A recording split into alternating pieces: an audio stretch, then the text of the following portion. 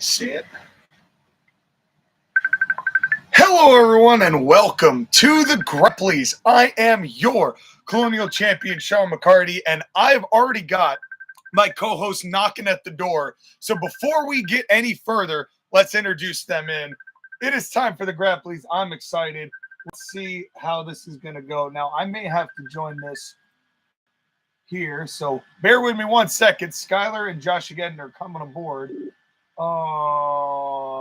Turn off my video because you're seeing me from there. Gentlemen, hello.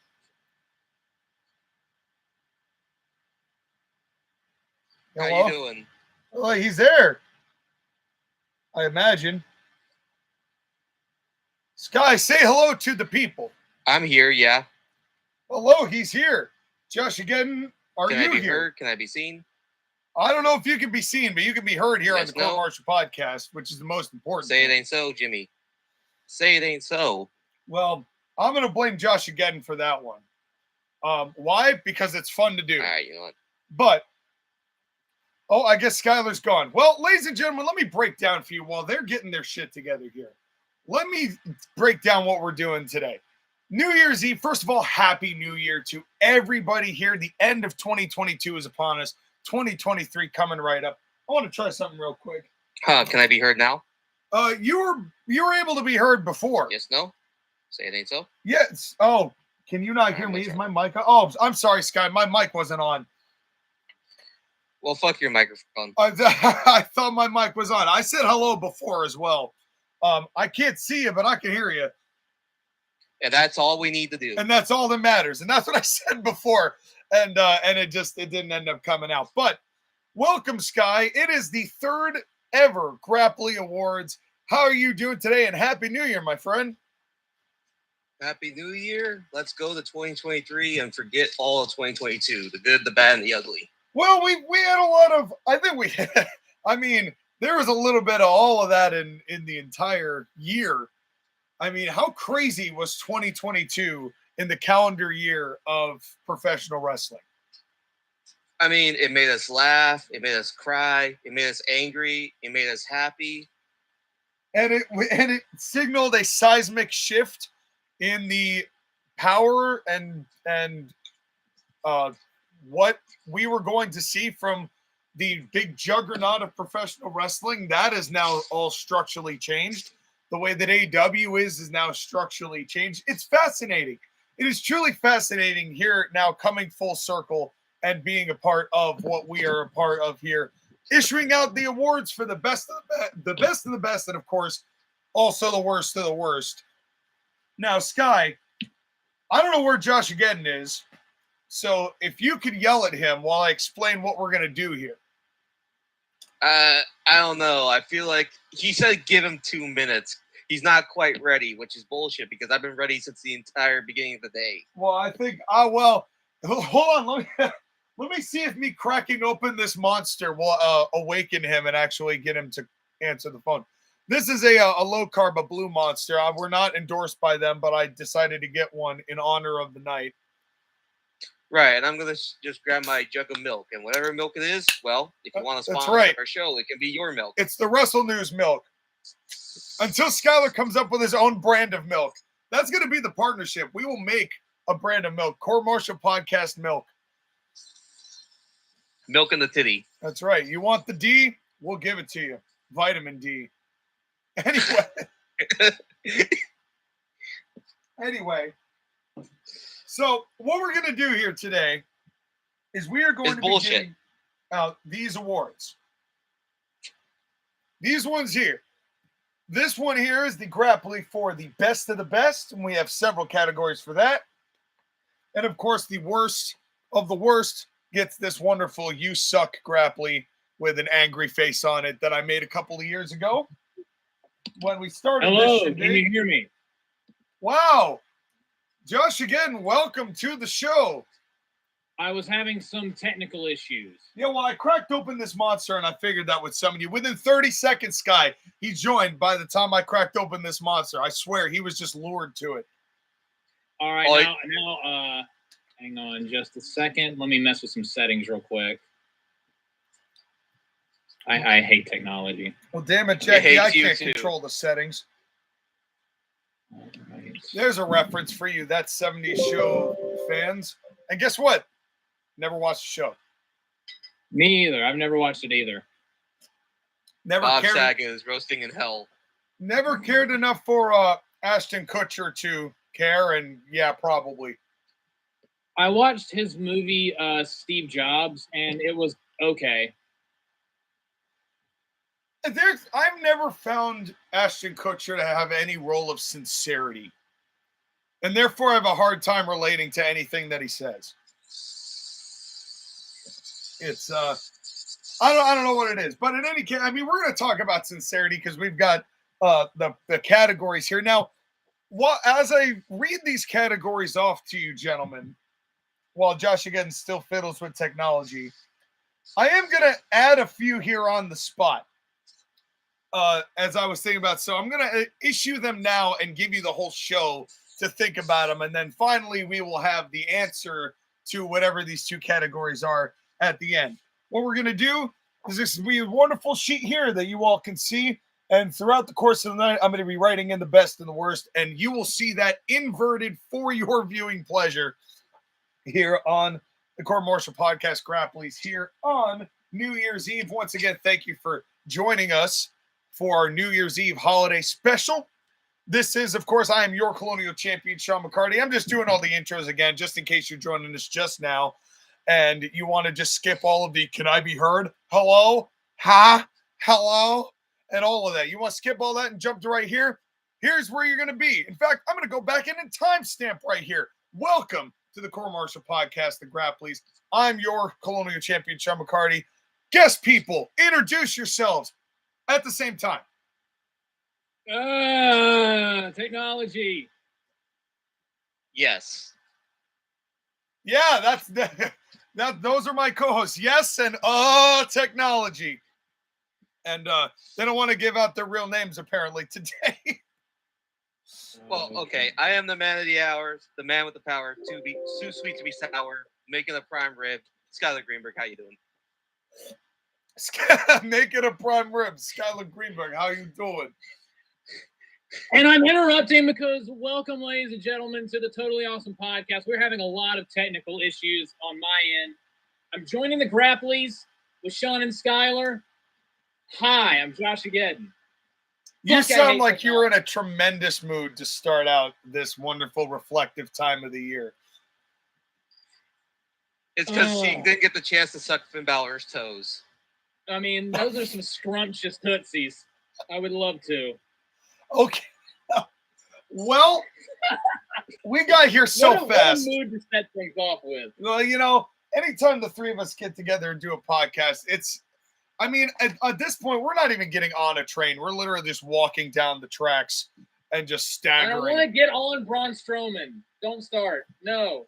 Well, we've got plenty of these rails are going to get these hands. I don't want to get him off either, but that's unrelated. Well, we may talk about Braun Snowman here today because the Grapplys have quite a few categories. So are you both ready to hear the categories we have set for you today? Yes. Yes, but real quick, for those of you that have no idea what this is, the Grapplys are Sean and Skylar's end of the year awards for the Court-Martail Podcast. If you're not subscribed to the Court-Martail Podcast, they're actually doing this live. This is pre-recorded and will probably be up on January 1st. That's right. Go subscribe to the Court-Martail Podcast. That's right. So you can see me and just me be an absolute goof and an asshat to both of these two gentlemen live as I show you these two child's belts that I've made cardboard designs on as we give awards that completely exist. So, John, I think they should be used to that.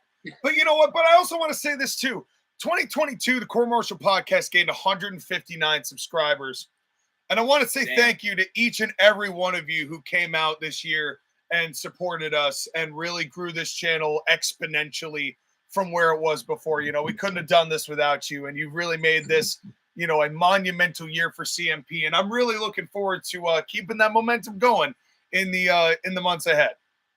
And also, this year, TAW Gaming has reached 880 subscribers. Big. So thank you all for subscribing to my channel. Big. You're so close to monetization, Joshua. That's right. I'm trying to get the 1K. You know what? It takes time. And this is the time when I would get 15-cent paychecks from YouTube. That 1 2-cent paycheck I got from YouTube, I cherish always.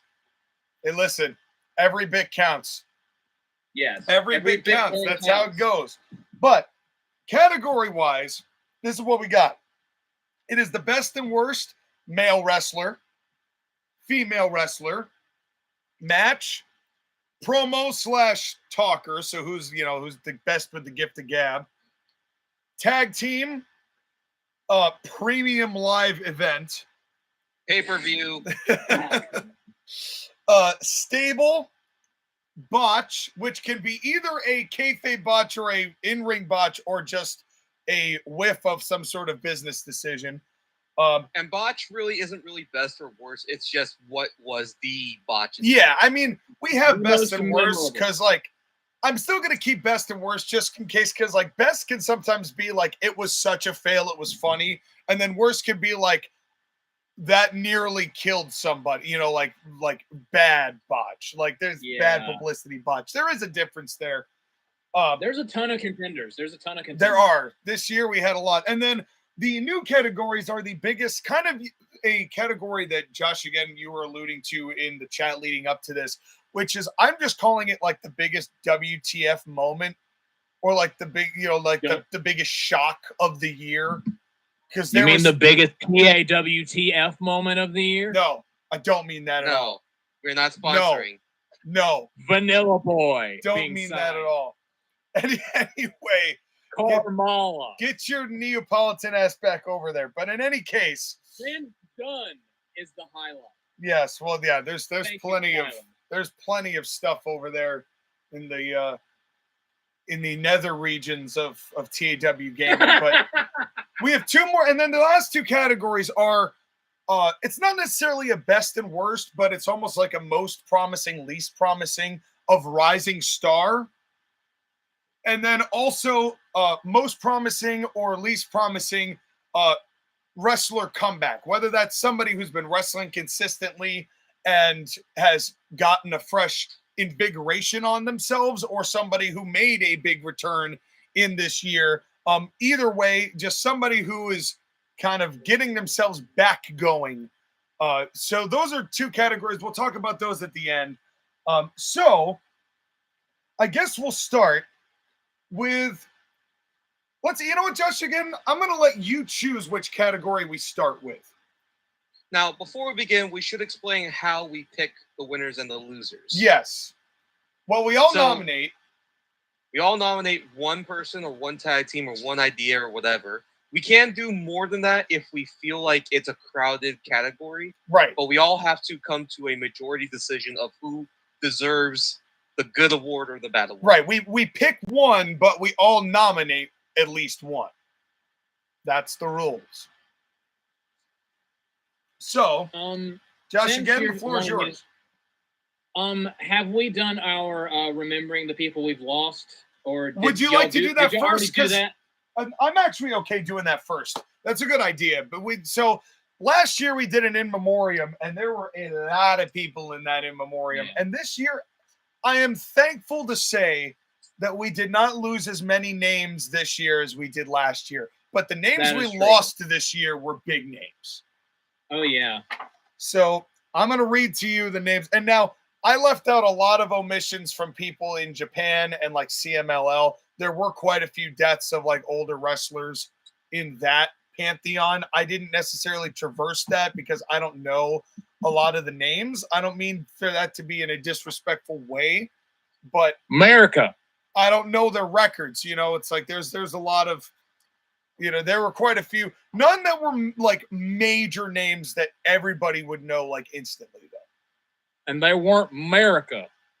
Well, neither are some of these names. I mean, the first name I'm going to list is Antonio Inoki. Oh, yeah, that was a huge one. So basically the Hulk Hogan of Japan.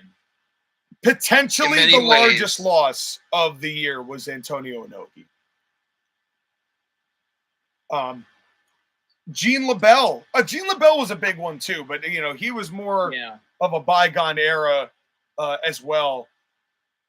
But still a major name at, I think, 89 or 93, something. He was up there.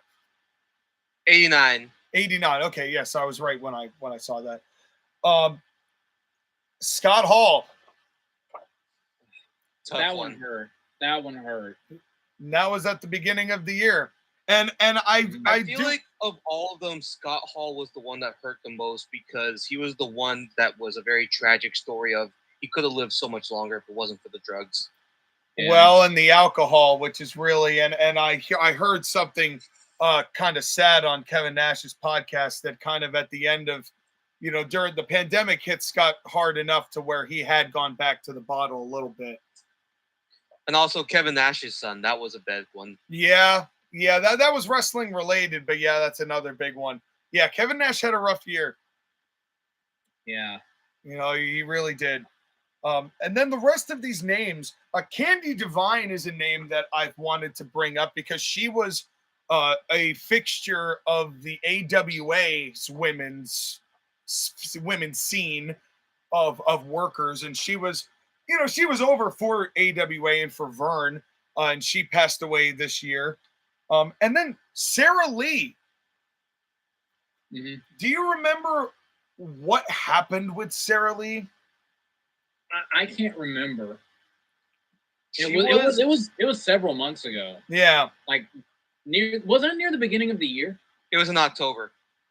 No, it was not beginning of the year. It was end of the year. Yeah, I was gonna say it wasn't that long ago, but she's my age. She was 30. And she's also somebody who, like, they have not revealed the cause of death, which you hope it's not something like suicide or anything like that. But well, yeah, but the thing is, though, with suicide, we almost always hear about it. They mention it pretty quick, which makes me think that there's either something else involved or there's some level of investigation going. And I don't know anything, right? I am not even trying to speculate something that isn't there. But it was just a situation where we heard she passed, but then we haven't really gotten any details beyond that, unfortunately. So hopefully we will, but that was another big loss. And then one that happened just a couple days ago, Don West passed away. Yeah. And we talked about, it was actually about a year ago that we were talking about Don West and his cancer diagnosis, because I was going through the stuff that I was going through with my dad passing away, and they were just mentioning that Don was in a really rough spot with the cancer. So the fact that he made it a year is definitely promising, but unfortunately, cancer's a bitch. Mm-hmm. And I'm really sad to see Don go, because he really was the voice, in a lot of ways of TNA, the most unique voice. Because I mean, we got Mike Tenay in WCW as well, so we were familiar with Mike Tenay, but Don West really brought what TNA's voice was into perspective, and I really do miss him as a pitchman too. Just his stuff selling the merch got you hyped. He definitely knew how to get people going, and he could definitely talk, and I'm really sad to see Don go. On SmackDown last night, Michael Cole there wasn't any graphic on the screen, but he said, and please keep in your memory something to the effect of Don West passed away. Keep his family in your thoughts and prayers. He left a huge impact, wink, on the wrestling industry. Which, wink. Yeah. I mean, I can let it slide. I mean, I think it's fair enough that they're even acknowledging it in the first place. Don West gets a nod. I'm cool with that. Mm-hmm. And they did, and really, all things considered, with WWE, they didn't have to do that. They have no footage of Don West for them to use. This year was, funnily enough, even though it only happened twice, the year of Impact references on WWE. Yeah, because then Mickie James, the beginning of the year. Yeah, and actually, I'm glad you brought that up. The thing in the Royal Rumble this year was Mickie James and the TNA Knockout Championship, which was literally the only good thing in that whole Rumble. Yeah, but which I feel like we're going to mention that Rumble a few times. Well, we might. But speaking of, then we have the list of referees we've lost. We lost 3 good referees, gentlemen, this year. We lost referee Mickey J. who was a longtime WCW referee and WWE referee who he was big in the invasion angle, and then I believe he worked SmackDown mostly as a referee. Remember when he was wrestling a match against like another referee from WWE and that weird thing? Yeah. I vaguely remember that. Yep. Yeah, no, and yeah, I mean, he knew how to work. He was just an enhancement talent, but you know, he was still a referee. As soon as I saw his face, I knew instantly who it was. So I am kind of sad to hear that he passed. Dave Hebner, another one to cancer, I think it was. And that was another sad one, you know, seeing one of them go. And then Tim White is another one who also passed. You know, 3 really well-known referees passed this year, and referees don't get nearly as much respect. I mean, old referees that actually referee, but Rick Knux, who just kind of stands there awkwardly. Yeah, they. Oh no, don't do that. Yeah, these referees who we're talking about here who passed do not get nearly the level of respect that they deserve, and I really am sad to see, because this is a generation of referees who took refereeing seriously, and it's something that is sorely needed in pro wrestling today. And so, you know, obviously, rest in peace to all of the names on this list. You know, thankfully, it's just 9. You know, under 10 of in at least of the ones I chose, I guess. But well, I mean, the ones that we would know, like. Right. Even us as smarts are not going to know every wrestler that's ever wrestled in Mexico or Japan or Europe. Yeah, we're not Excalibur. Again, America. Yeah. I would need to put on my Mil Muertes mask if I was going to list out all those names, and I really just don't want to do that. But anyways, let's get to the awards, shall Yes. we? Now, JoshAgeddon, the category selection is yours. All right. So, honestly, let's just go ahead and start with a hot one. Let's start with Match of the Year. I have it. Just prove it. Ooh. Well, okay. Make your nomination. Yeah, JoshAgeddon, let you go first. We'll do Match of the Year. I think I know what you're going to pick, though. All right, so first we're going with like Match of the Year, Best Match of the Year, and then we're going to do Worst Match of the Year. So my Best Match of the Year, it's a close one, because we've had some great matches, and I want to give a quick shout out to, this might be the only time that AEW was brought up in this in a positive light. They had probably the best women's match of the year at I forget which pay-per-view it was. They all blend together. Mm-hmm. It was Serena Deeb versus Thunder Rosa for the AEW Women's Championship. That was a hell of a match. That was probably the best women's match of the year in either company. But in WWE, which honestly, surprisingly, is going to get a lot of love in this show and a lot of criticism, as we always do. There were 2 matches in particular that are just neck and neck. The Intercontinental Championship match at Clash of the Castle, Gunther versus Sheamus, and Seth Rollins versus Cody Rhodes Hell in a Cell. I adore both of those matches for different reasons, but I'm going with Cody Rhodes versus Seth Rollins Hell in a Cell because no other match made me wince and just had my jaw to the floor. No other match made me feel the way that Cody and Seth did. And it was Cody. It was the passion of Cody. He was like, I made everyone hate me when I was in that other company. Now I will literally kill myself to make you guys love me. And it worked. It worked. It worked. That is my vote for Match of the Year. Hold on. What the hell are you doing with Sean? What are you doing? I told you I had to put on my Mil Muertes mask if I was going to do the rest of the names. I wish I could get footage of this right now. You can. You could like, share, and subscribe to the Court-Martail podcast. Exactly. If you want to see what mask he's wearing, go over to the Court-Martail podcast. See, here's the thing: is that you by the time this video's uploaded. You just look like Gimp Balor with a colonial hat on. I'm actually quite adequate pro wrestler, Evil Uno. Wow. Yeah. Both of those comments almost made the water I'm drinking shoot out of my nose. I almost fell over. That was You fun. should have been drinking a Monster then, like I am. I've already had 2 today. I don't want to die. Anyways, Sean, do you want to nominate next? Yeah, all right. Match of the Year. Okay. Now, here's my thing. I would have probably put down FTR versus the Briscoes, any of them, had I seen them. I went and tried to look for them today, and I could not find them without doing some serious damage to my computer I didn't want to do. So Yeah. Because you refuse to give Tony Khan another dime. I am, well, yeah, exactly. I'm no thanks, Bleacher Report. I'm set. But of the matches that I saw this year, there were plenty of matches, good, bad, and ugly. And there are a few nominations I want to give just a nod to.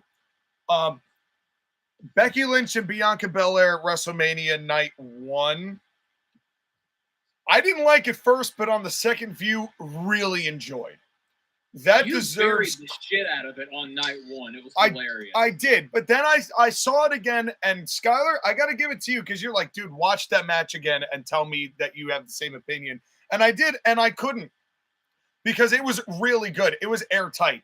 And even though Bianca got her clock cleaned with that kick and still went through that match, and also, again, the grittiness of Bianca Belair, which you could tell, there was a struggle in that match that was quite good. And Bianca and Becky have always had good matches, but that may be my favorite of the ones they've had. I thought that match was better than their SummerSlam match. Not to say that one was bad either. Cody and Seth, very good because Hell in a Cell felt like it had stakes again with Cody. Mm-hmm. And that was, that was something. And also just the reaction of when he took that jacket off and going, oh! Yeah, the way he milked that was flawless. Yeah, it was perfect. And just how gritty that performance was, 100% deserves respect, but nothing.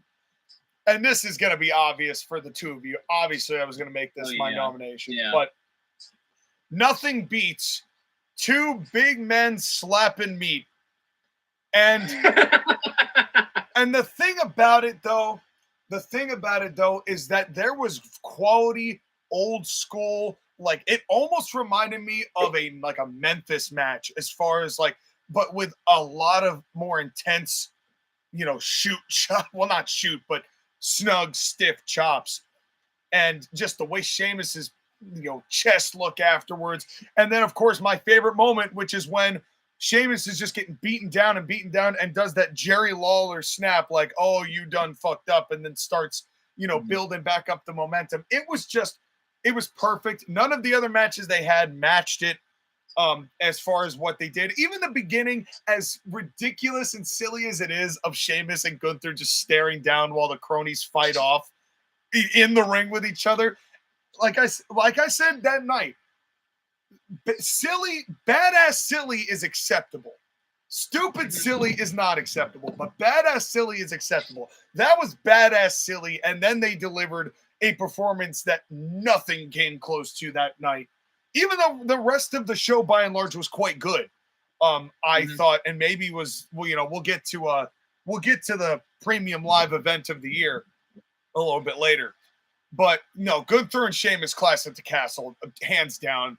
There's no way I could give it to anything else, just given what my tastes are in pro wrestling. I mean, honestly, technically, it's probably a better match. I still want to go with Cody and Seth because of the way it made me feel. I didn't get the chance to nominate.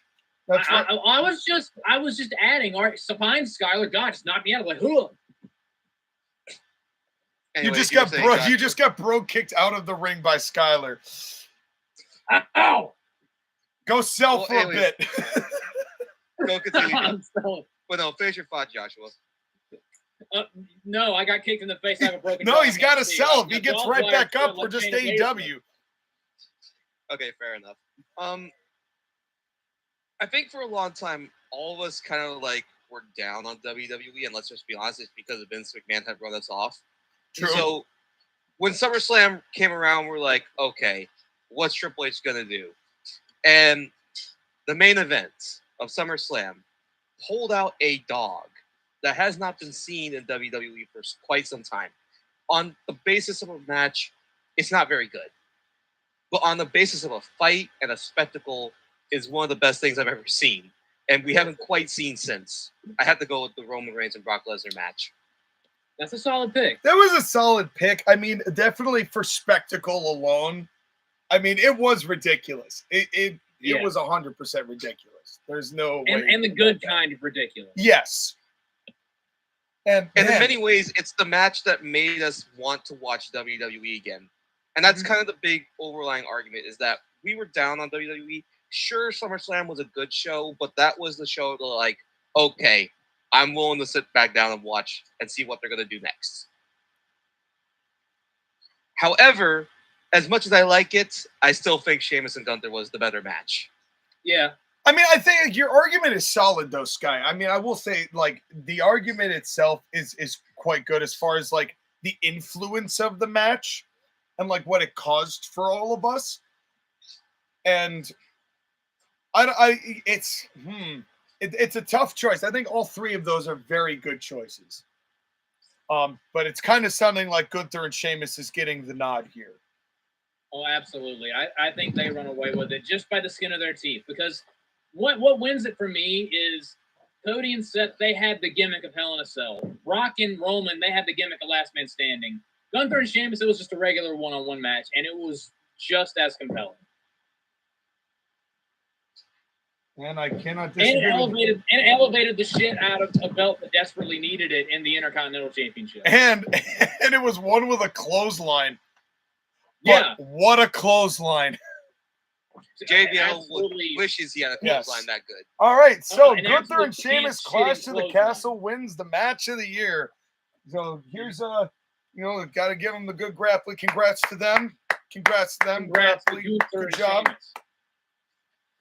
Now, we've done the best. Now it's time for the worst. JoshAgeddon, you chose the category, so you will nominate first. There are so many decent picks for worst match of the year because we got some stoinkers this year. Yeah, we did.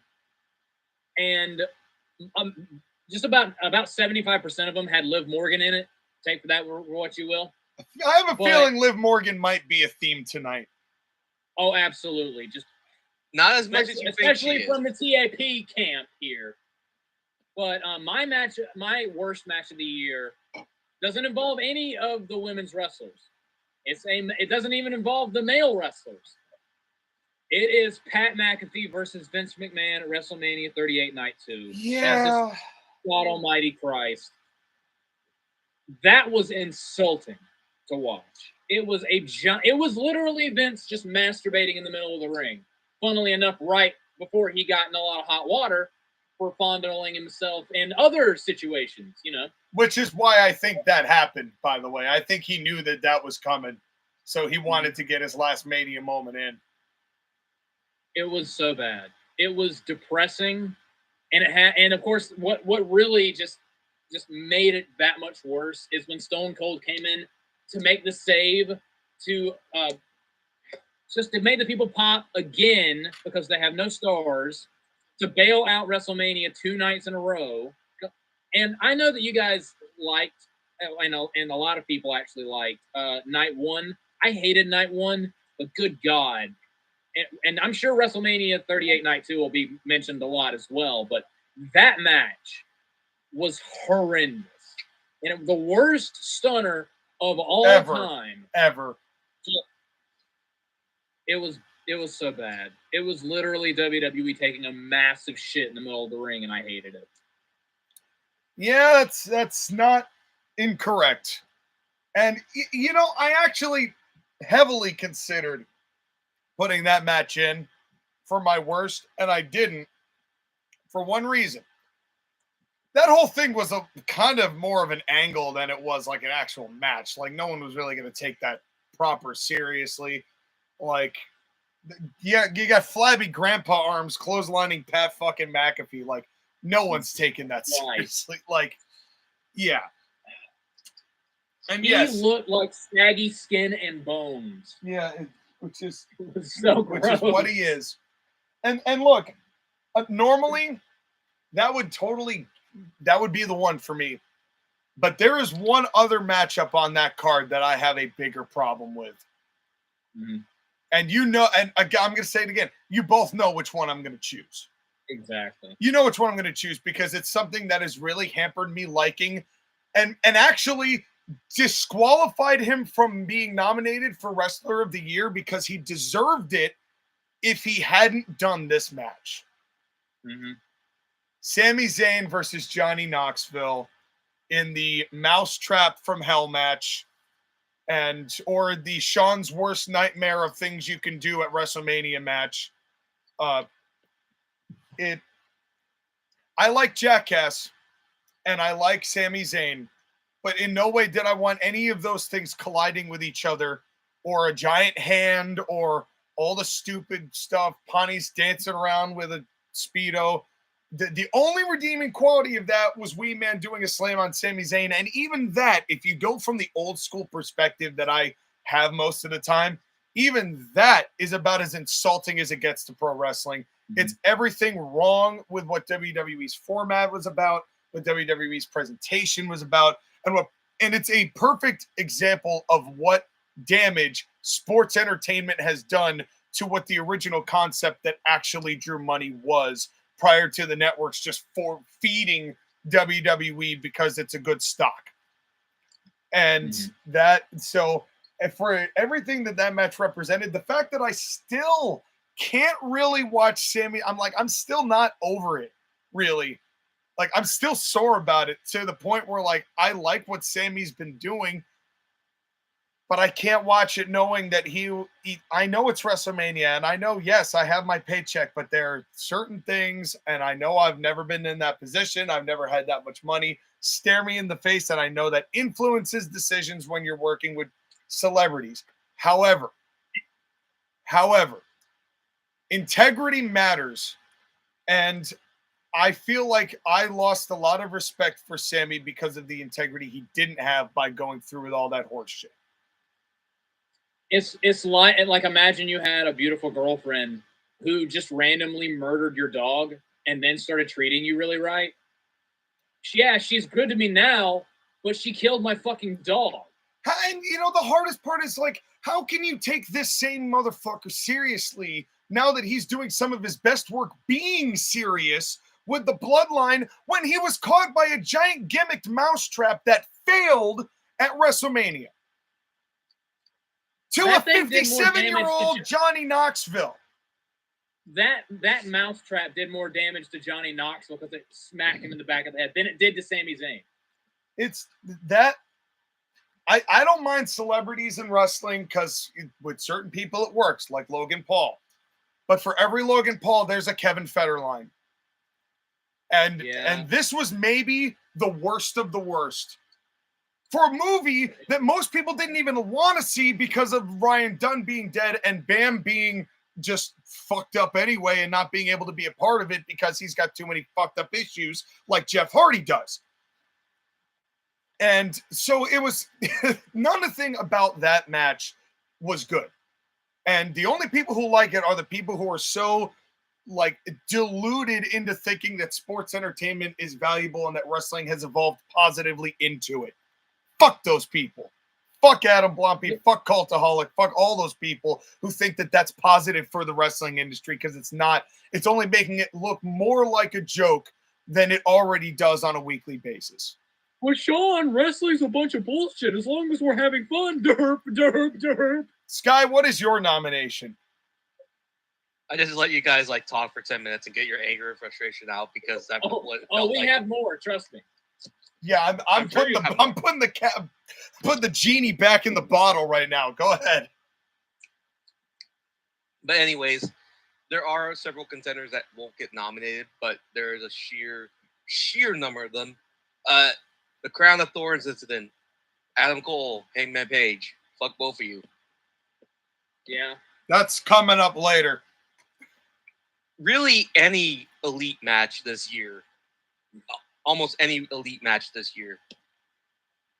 They had a couple that I enjoyed. Several of the AEW women's matches that were god awful that I can't even name. Too many to mention. But none of them involved Jade Cardiff Wales. Yes, but none of them involved 30 women at the same time wrestling with each other and ruining one of the greatest match concepts in the history of wrestling, and giving an undeserved winner when there was at least 6 other decent women that could have won that match and actually used the push that the Royal Rumble is supposed to give, than we actually give to the shitty MMA fighter. Yeah, that's a good The women's Royal Rumble match was a special kind of awful this year. Oh, yeah. But Skylar, Mickey James came back. Hardcore country. You remember when Mickey James got eliminated by a DDT that she didn't even sell? Yes.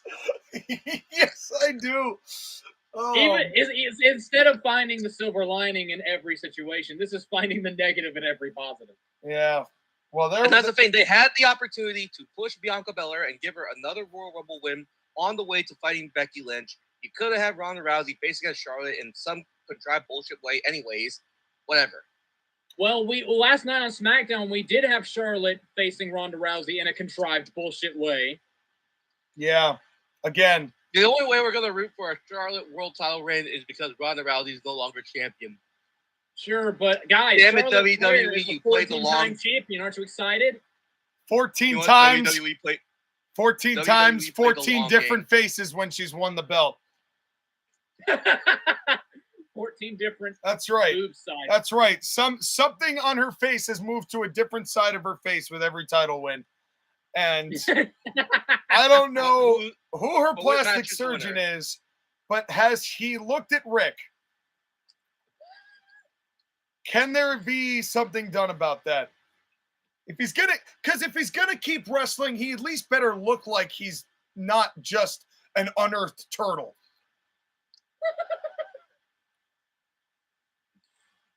So we have quite the quandary. Yeah. This is it's hard because all three of the. Here's the thing: if I'm going to concede one way or another, which I definitely can, because at least Sami Zayn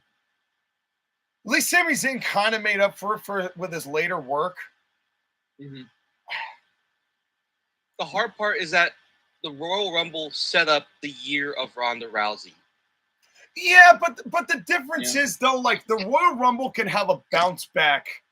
The Royal Rumble can have a bounce back with its reputation, and so can WrestleMania. But having two nights have to be bounced by a 20-year-old star because Vince wants to go out and play in the sand one more time, and do it to the probably the most influential celebrity wrestler who's the best at it than anybody else. And the one redeeming quality of that match was Pat McAfee selling the stunner. I don't know if I'm going to concede one way. I'm going to give it to Vince McMahon to get one last award before we don't talk about him again until he tries to buy back the company. Vince, stay away, please. You know he won't. You know he won't. Your absence is why we're still watching. Yeah, but you know Vince isn't going to let it go without a fight. I know. He's a stubborn, rotten old bastard who loves to make people touch his pee-pee. Yeah. His wrinkly, decrepit old pee-pee. Yeah, well, you know what? Maybe he needs to put some pants on, and here, I can give him a belt to use to keep those pants up. Yes. Well, give him the belt. Right there. Yeah, I hate that he's even in the conversation, but he's fucking 80, and he beat Pat McAfee. I'll probably tune into it a little bit. Yeah. All right. Now, Skylar, we have now done match of the year. The next category is yours to choose. Let's go down a little bit and pick a less prestigious one. Let's go with promos of the year. Promo of the year. Are we starting with best or worst? We'll start with best. All right. Keep the theme going. What you got? I know it's tough for you because the match killed Sami Zayn, really. But the second half of the year, all the stuff with the bloodline and all the stuff that Sami Zayn has done has really been... He's made himself the most entertaining person to watch on WWE television, which is kind of hard given the quality of talkers that there is in the company.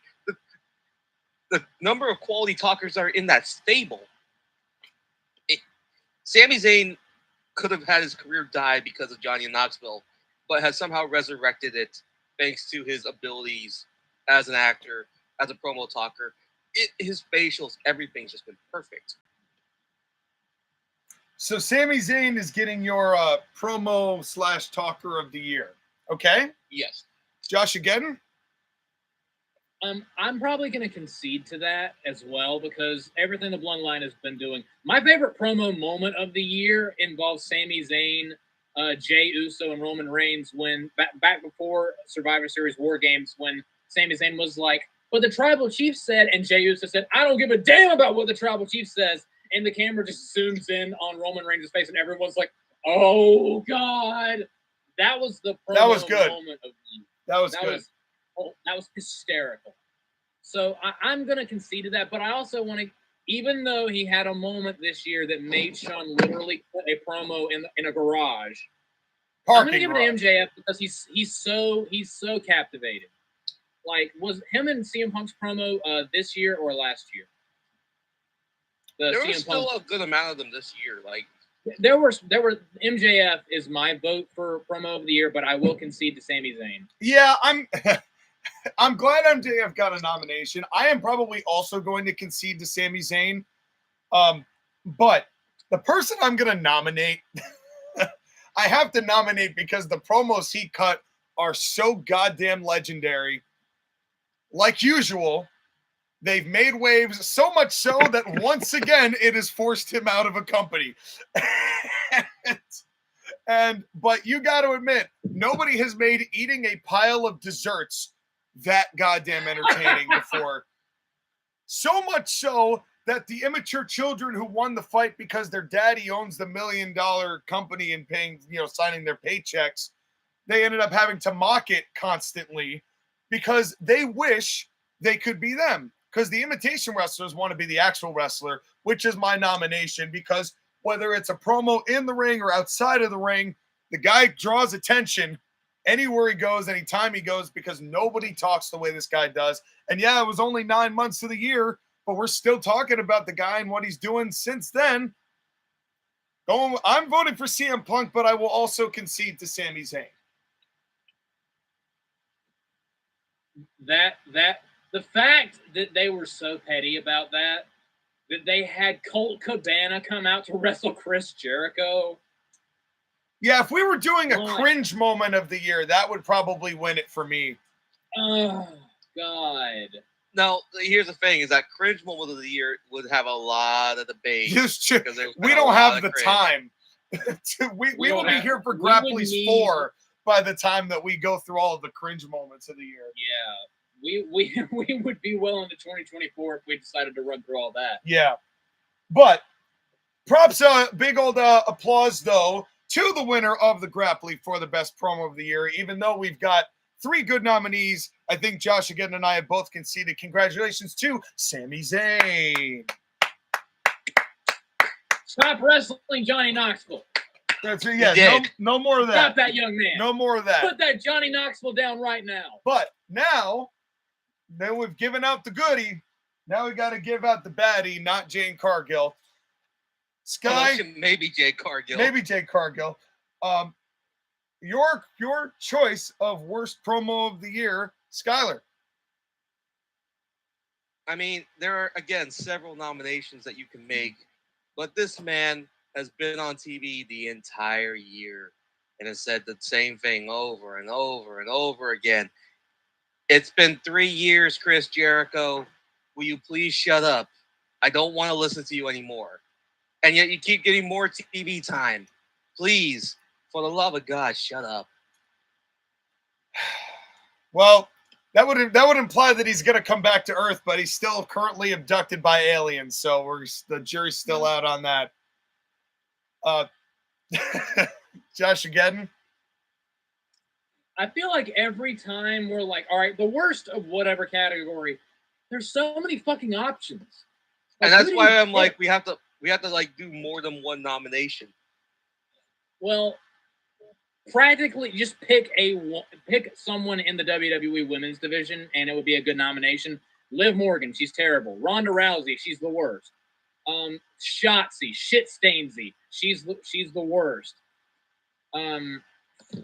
Oh man, I'm gonna go with Ronda Rousey for worst promo because God, listening to her talk is just, you can just tell, like, it's like an open mic night and the jokes aren't landing and they're tripping over their words and you're just like, just get off the stage. You're just begging for the hook to come off screen to just get her off the stage. It's like when Arthur Flex in the comedy club. Yes, Ronda Rousey is Arthur Fleck in the comedy club. That's right. And we are all Murray Franklin just going.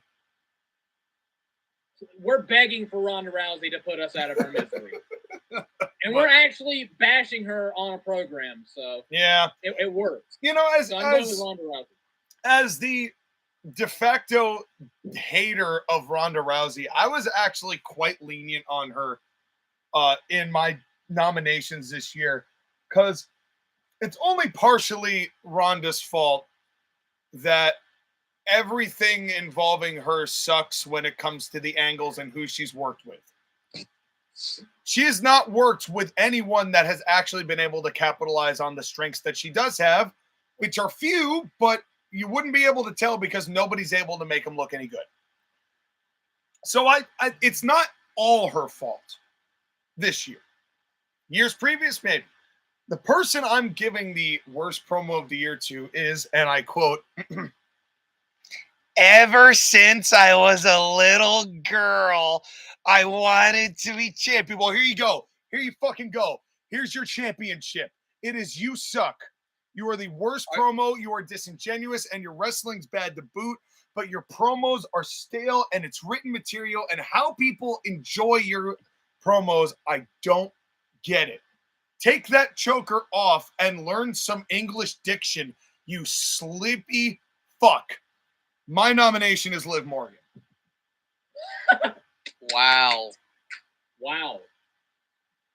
And I thought me calling her a Twitch thought was bad. It's the same promo.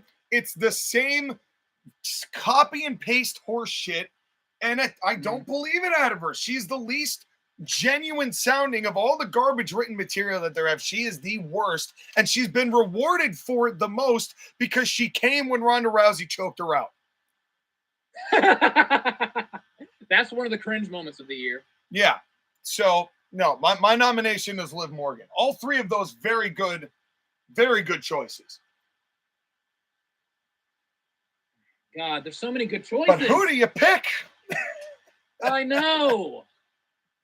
Oh. And even the people we didn't nominate are good choices. I know. I mean, when was the last time you heard a decent Keith Lee promo? I'm not sure there has been one. Yeah, exactly. I mean, he's gotten them, though.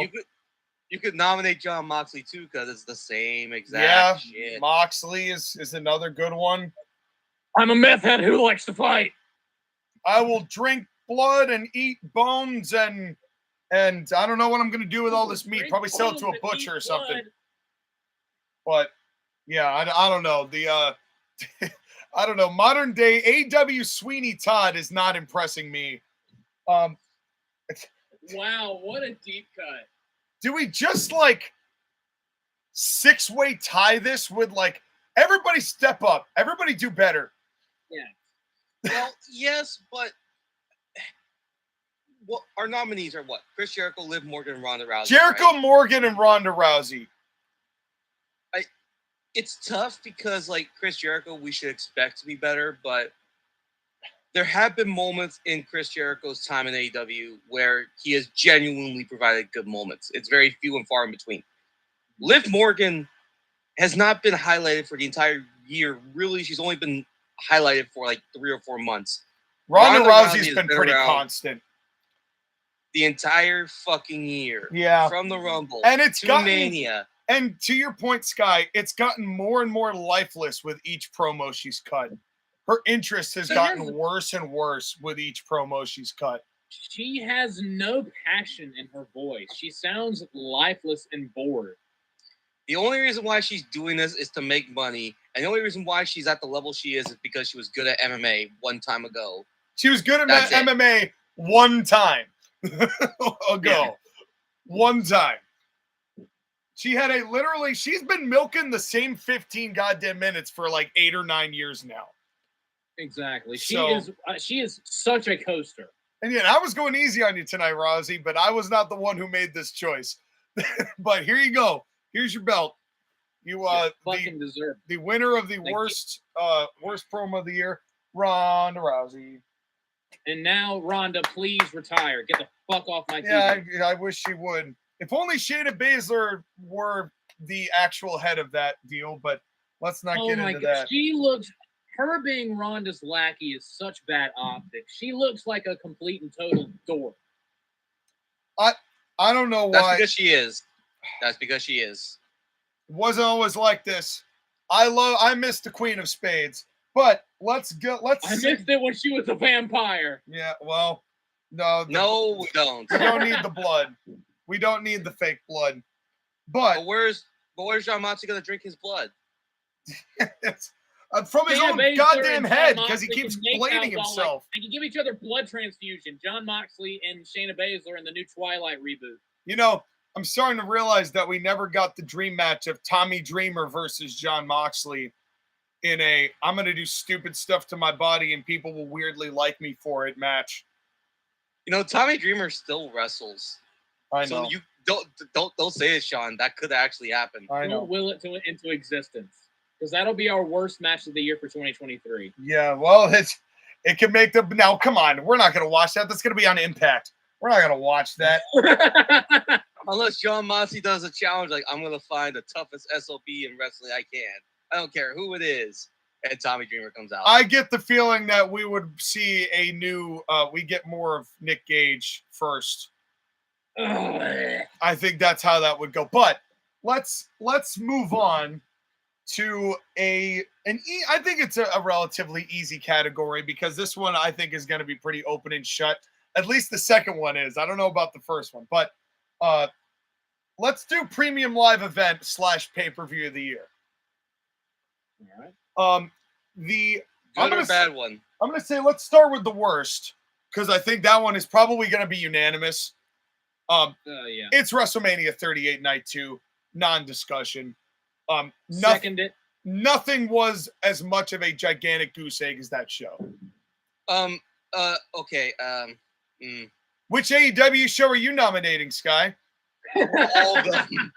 All of them. AEW as a brand. But if I have to be specific, All Out.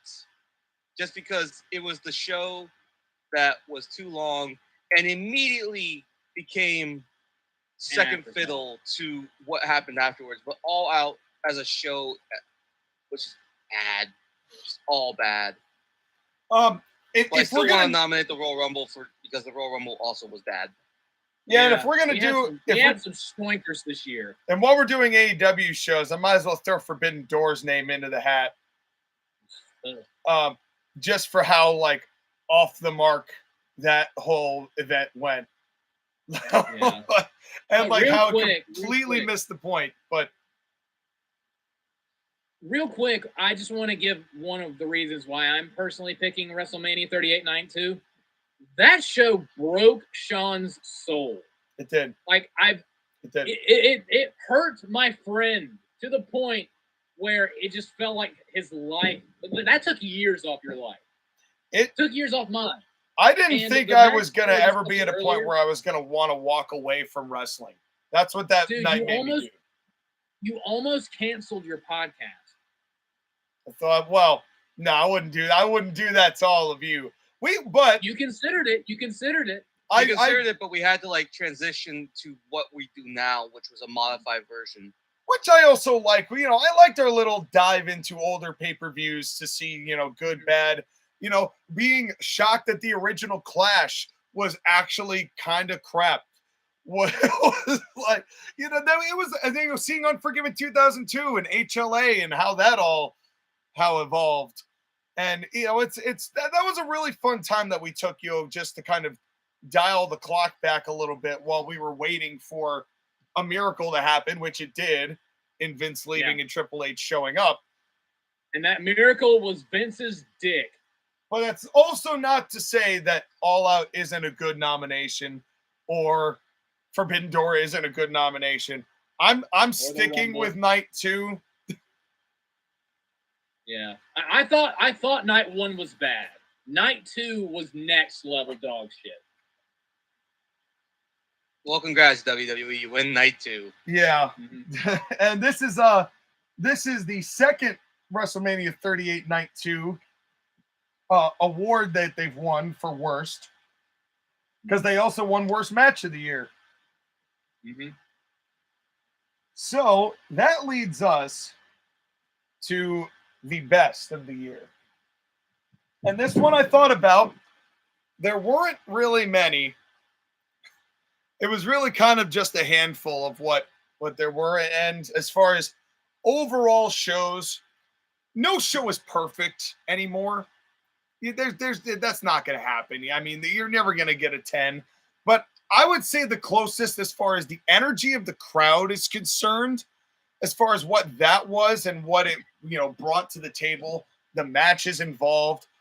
If only Kevin Dunn had cut 5 minutes earlier, this would have been probably a 9 out of 10 for me. But instead, we saw 2 Welshmen sing an American Pie, or 2 UKians, and it was just weird. But it was weird. It was just weird. But the rest of the show was good. The rest of the show was good, and the crowd was hot. There were even the stuff that didn't make any sense. You were able to bypass because it was still energy. It was just a different type of show. It was a different energy of show. A tremendous success. My nomination is Clash at the Castle. Once again, I second that motion. Like, I love SummerSlam. I loved Survivor Series War Games. I even liked Hell in a Cell a lot because I felt like that was a surprisingly solid show, especially with that main event. But Clash at the Castle was just next level. Even though, again, damn it, Kevin Dunn, learn when to turn the show off. Fire him already. Fire him already. I know. Just take Fire out him his like the teeth and fireworks. stab him with it. But anyway, Okay, yeah, Clash at the Castle. Absolutely. Okay, but here's the thing, though, is that SummerSlam made us want to watch wrestling again. It gave us energy and excitement for a product that we wanted to see.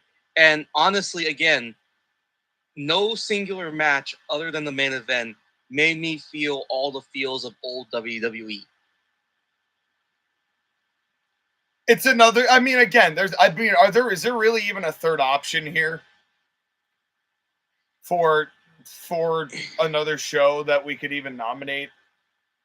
If I wanted to be a masochist, I could say night 1 of WrestleMania because I liked it more than most, but no, I can't. I mean, I liked night 1, but there was still dumb shit on night 1. Oh yeah, and that's the reason why it's not getting nominated. Yeah, I mean, those are both very good shows. I thought both outings were definitely deserved. I think that definitely for what the first show under the Triple H era, the expectations. Well, and it was because it was Triple H territory, and we didn't know what that was going to exemplify. And I think that they deliberately showed out extra hard for that show.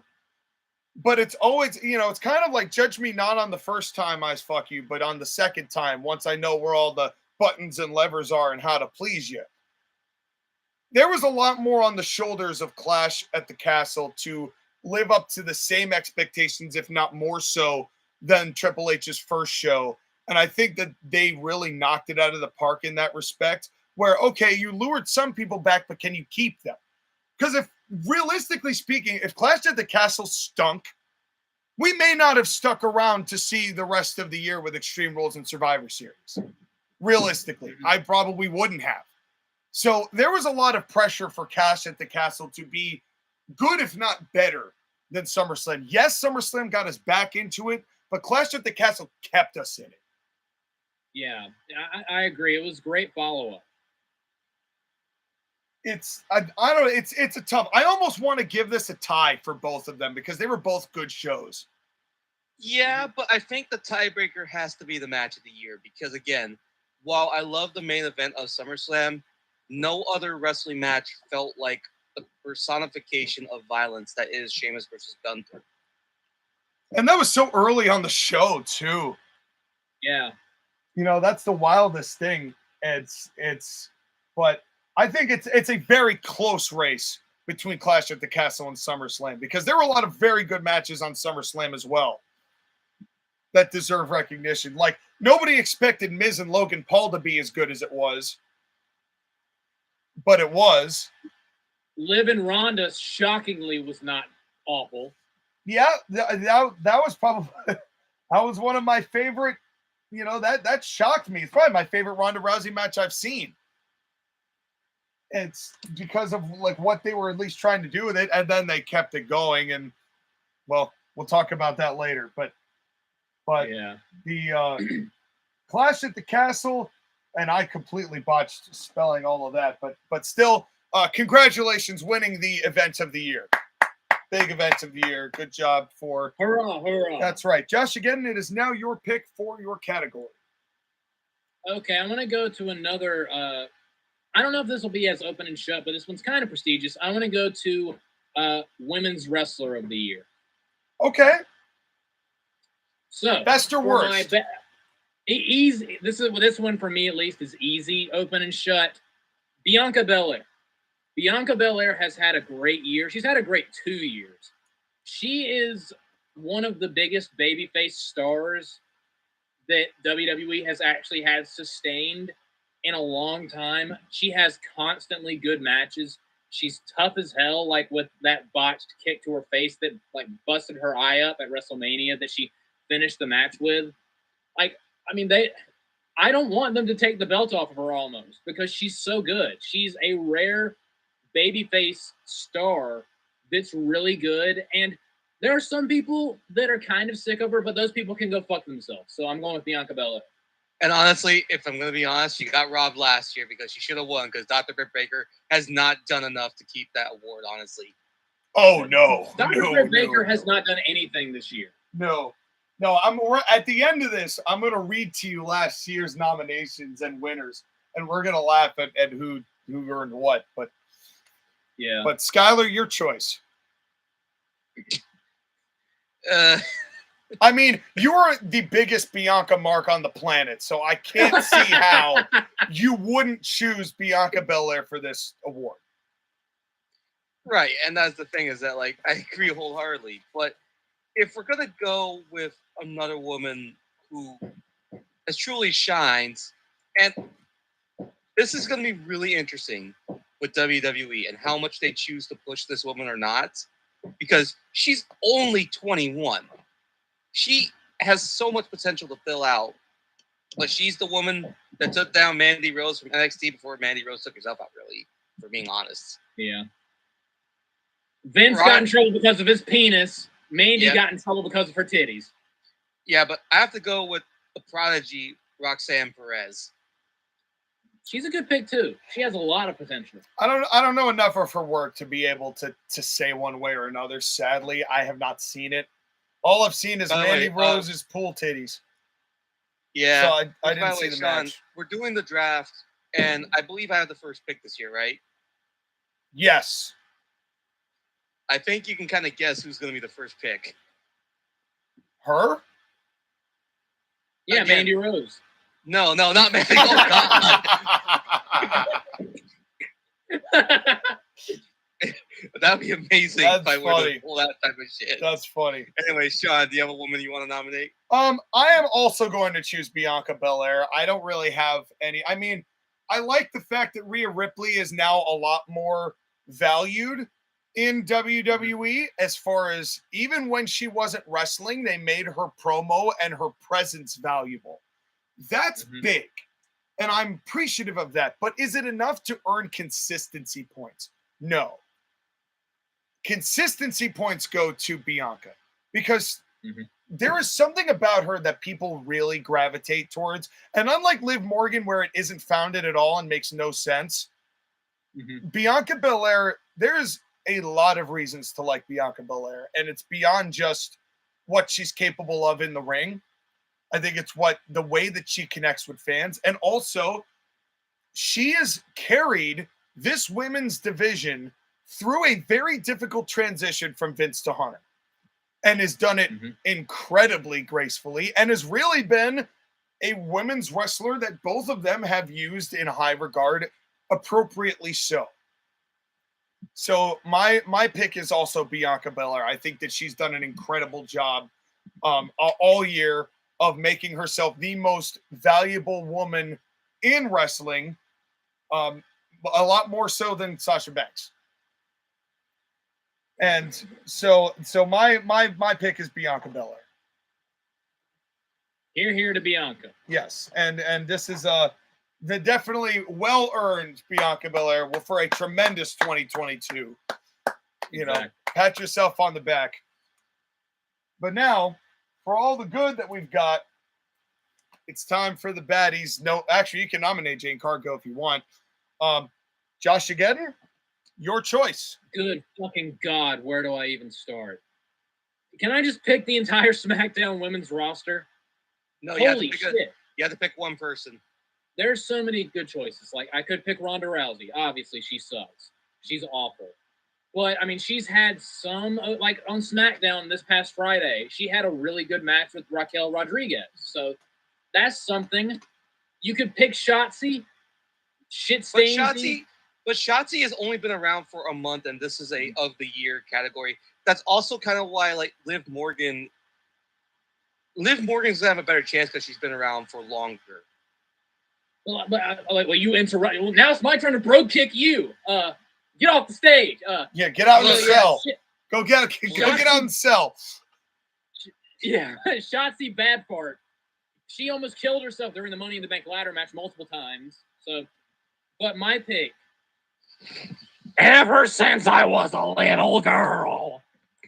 Liv motherfucking Morgan.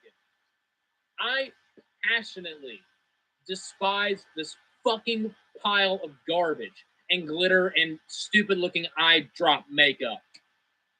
Fuck off. Go away. I hate you both as a wrestler and as a person. She is so just, I don't believe anything she says. I don't believe anything she does. It's weird when people choke her and she comes. If I want to go watch porn, I'll go watch porn.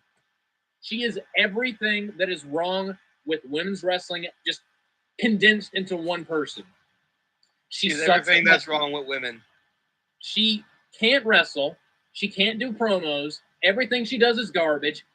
The only reason why she's popular is because she's beat off material.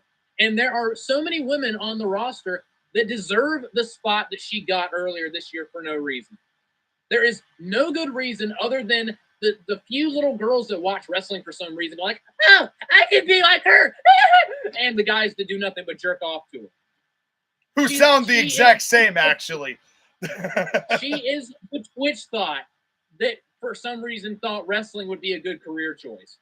And she is what made me coin the phrase that made Skylar pop several months ago.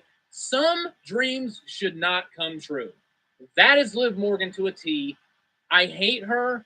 I legitimately, not even joking, would not cry or shed a tear or lose any sleep if she got suplexed on the top of her head and we never saw her again.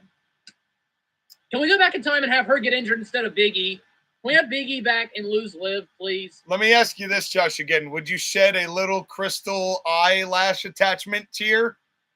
I'll take a rusty shiv right out of Kevin Dunn's mouth and stab myself in the eye with it.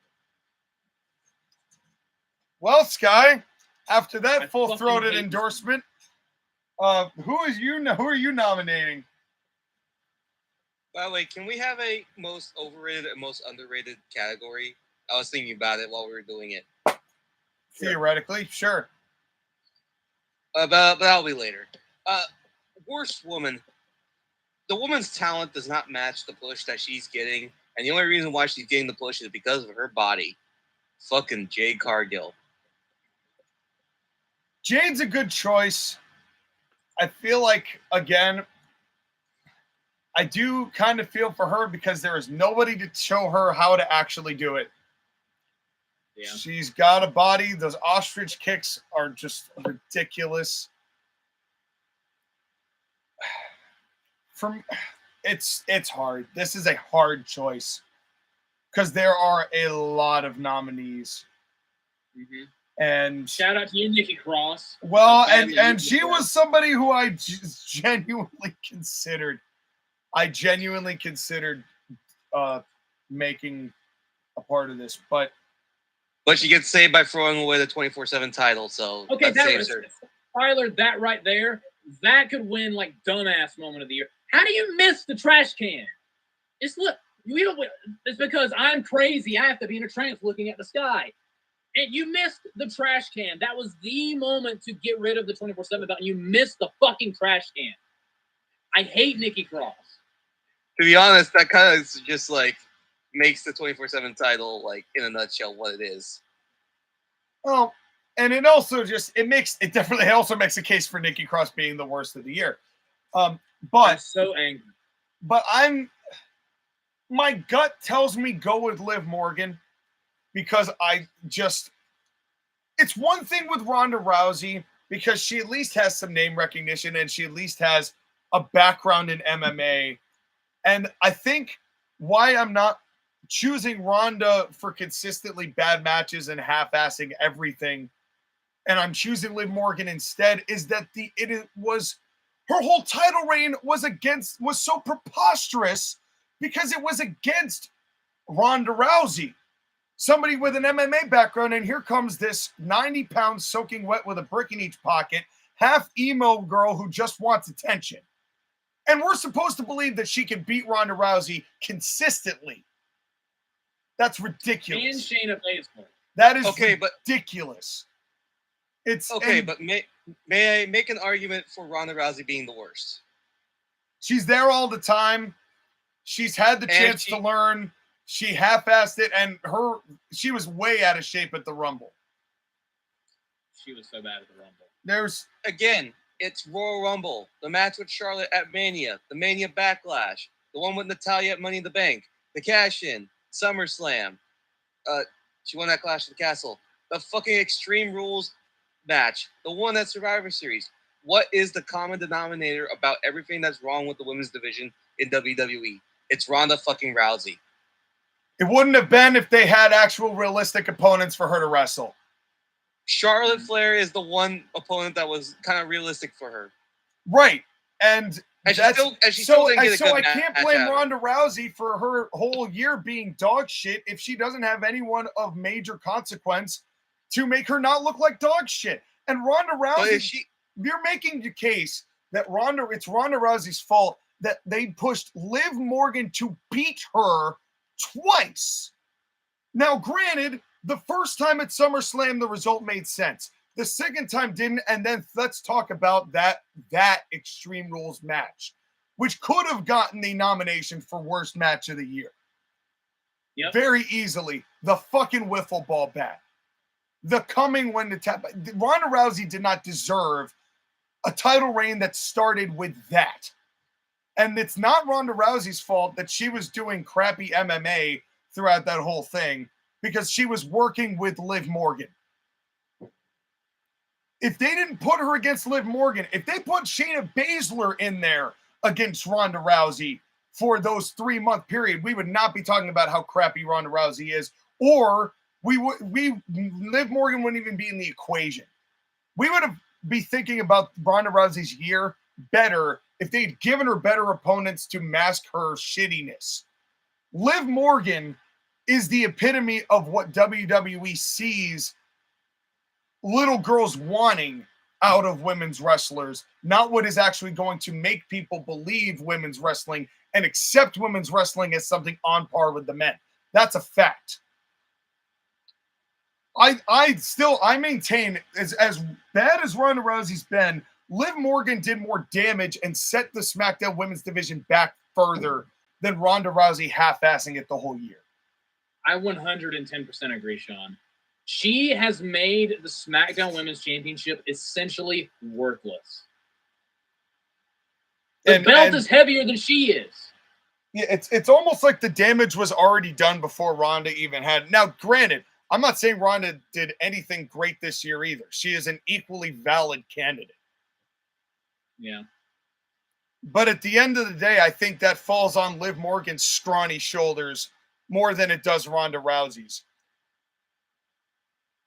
It's WWE never give her another championship run again. Okay, please let that be a one and done.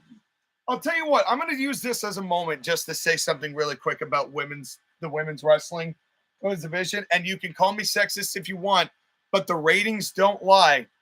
Women's wrestling has been killing wrestling in its current form. It's not look at the ratings.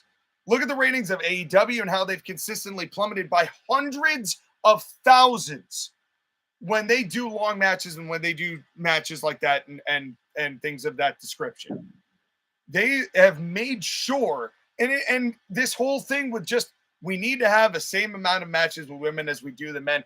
That's why Raw is drawing its worst ratings ever. It's not the Bloodline's fault. I'll tell you that much. And it's not that I don't like women's wrestling. It's just there isn't enough good women to have feasible women's divisions of the size that they're trying to make. Exactly. If I had $1 for every time Alexa Bliss has main evented Raw this year, I could pay back my student loan debt. Yeah, I think right now in the women's division, in at least America, in the big companies right now, you have maybe 10 women, maybe 10 to 12 that you could feasibly put in a women's division where you're going to get consistently good work from them all the time. And, Skylar and I have stretched it out as best we can, but we're good bookers. We're able to do that. We're able to have some fantasy lenience here, but you're talking about a really proper functioning women's division with expectations. It's the current model isn't working. And it's no knock on these women who are busting their ass and working day in and day out to be better wrestlers. They work hard. I'm not saying that they don't deserve time and they don't deserve spotlight and they don't deserve proper stories. But I want quality over quantity. And it's going to have to change. Because it shouldn't be hard to find a good women's match and then have almost every nomination for bad match of the year or bad wrestler of the year go to women. Exactly. It's the same as last year, and I'm pretty sure the same as the year before that. Well, we'll look at the end of the time, but I think we have a winner, correct? Yeah, I would say that Liv Morgan, with Ronda Rousey being a very close second again. But Liv Morgan, you have in fact won the day for worst female wrestler of the year. But you're on thin ice, Ronda. Ronda almost became a 2-time champion. And here's the thing: very is that close. I think Liv Morgan has peaked in WWE. I'm pretty sure that Ronda Rousey is a favorite to win this award again. I would say that there's a chance. There's a strong chance that Rousey will come back and beat Liv for that belt come next year. But Skylar, it is your choice. Well, real quick before we continue, speaking of just the decline of women's wrestling, I just want to point out it is almost 2023 and Dana Brooke still has a job. Why? Body's on the card. I mean, is she doing anything? I don't understand how this woman is still employed. At least she is a champion. I also want to give a shout out. I don't want her. I am convinced that I am going to grow old and die before she gets fired or leaves WWE. Her WWE career is going to outlive me. I am convinced. This is also another good time to mention another ad that we could have put in for worst female wrestler is Athena for just being reckless AF and just like throwing her body around everywhere. And just like all in all, just getting an instant reputation of kind of us understanding why she was let go of WWE and then being like, oh, I'm just working stiff because, oh, it's a sexist thing. No, it's because you're actually being reckless and dangerous. But I actually want to ask, have Athena and Big Swole ever been in the same room at the same time? Are we sure they aren't the same person? Athena is better looking than Big Swole. But they bitch about the same type of things. Yeah, well, there's so many problematic things I could respond to that with. So I think it would be best if we just moved on. Yeah, Skylar, it's your category choice. Well, let's go with the best and worst stable. Okay. And we're going to start with the worst one because it's more fun to talk about the worst one. All right. But not even necessarily about the wrestling because this group is about the politics. It's about the bullshit. It's about everything that they've done to ruin the one good thing that was in AEW, and you know what it is. It's the fucking Elite. We would have been remiss if they weren't at least nominated. No, they're gonna win this award. Do you want to know why? Hold on, give me a second. You had a chance to talk about Liv Morgan and we just had our Potter Liv Morgan and rant. Rousey and the bullshit. Go ahead, Sky. The floor is yours. The fact of the matter is that the Elite have the company named after them, the titles made for them after them, all the bullshit of the fans sucking their ever-loving dicks. But now we have to be jealous of CM Punk because CM Punk is a big star. Comes in, takes the thunder, and they can't have that. They can't have Jim Cornette praising CM Punk when he should be praising them. Why should we have to take a side by? Because we have the company named after him, and we have Tony Khan doing what he can to make us successful and rich. Why should we, the Elite, have to listen to CM Punk and all of his bullshit? Why do we have to not do anything with FTR? Because we don't want to look worse against FTR because we're the best and we know it. But you're afraid of FTR because you won't face them in a single match, and you're going to make them look bad every single time that you get the opportunity to.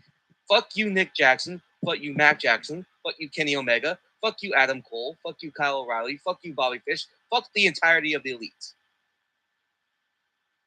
Anything else, Sky? And also Scott Colton as well. Yes. Fuck anyone associated with the Elite, but specifically with the Elite entire group. And I'm doing the extended Elite so I can say fuck you to everyone because Adam Cole has been shit the entire year. Adam Heyman Page has been bullshit this year. All that group can go fuck off the PWG. Well, JoshAgeddon, do you have any something equally as peaceful a nomination for worst stable of the year you can bring?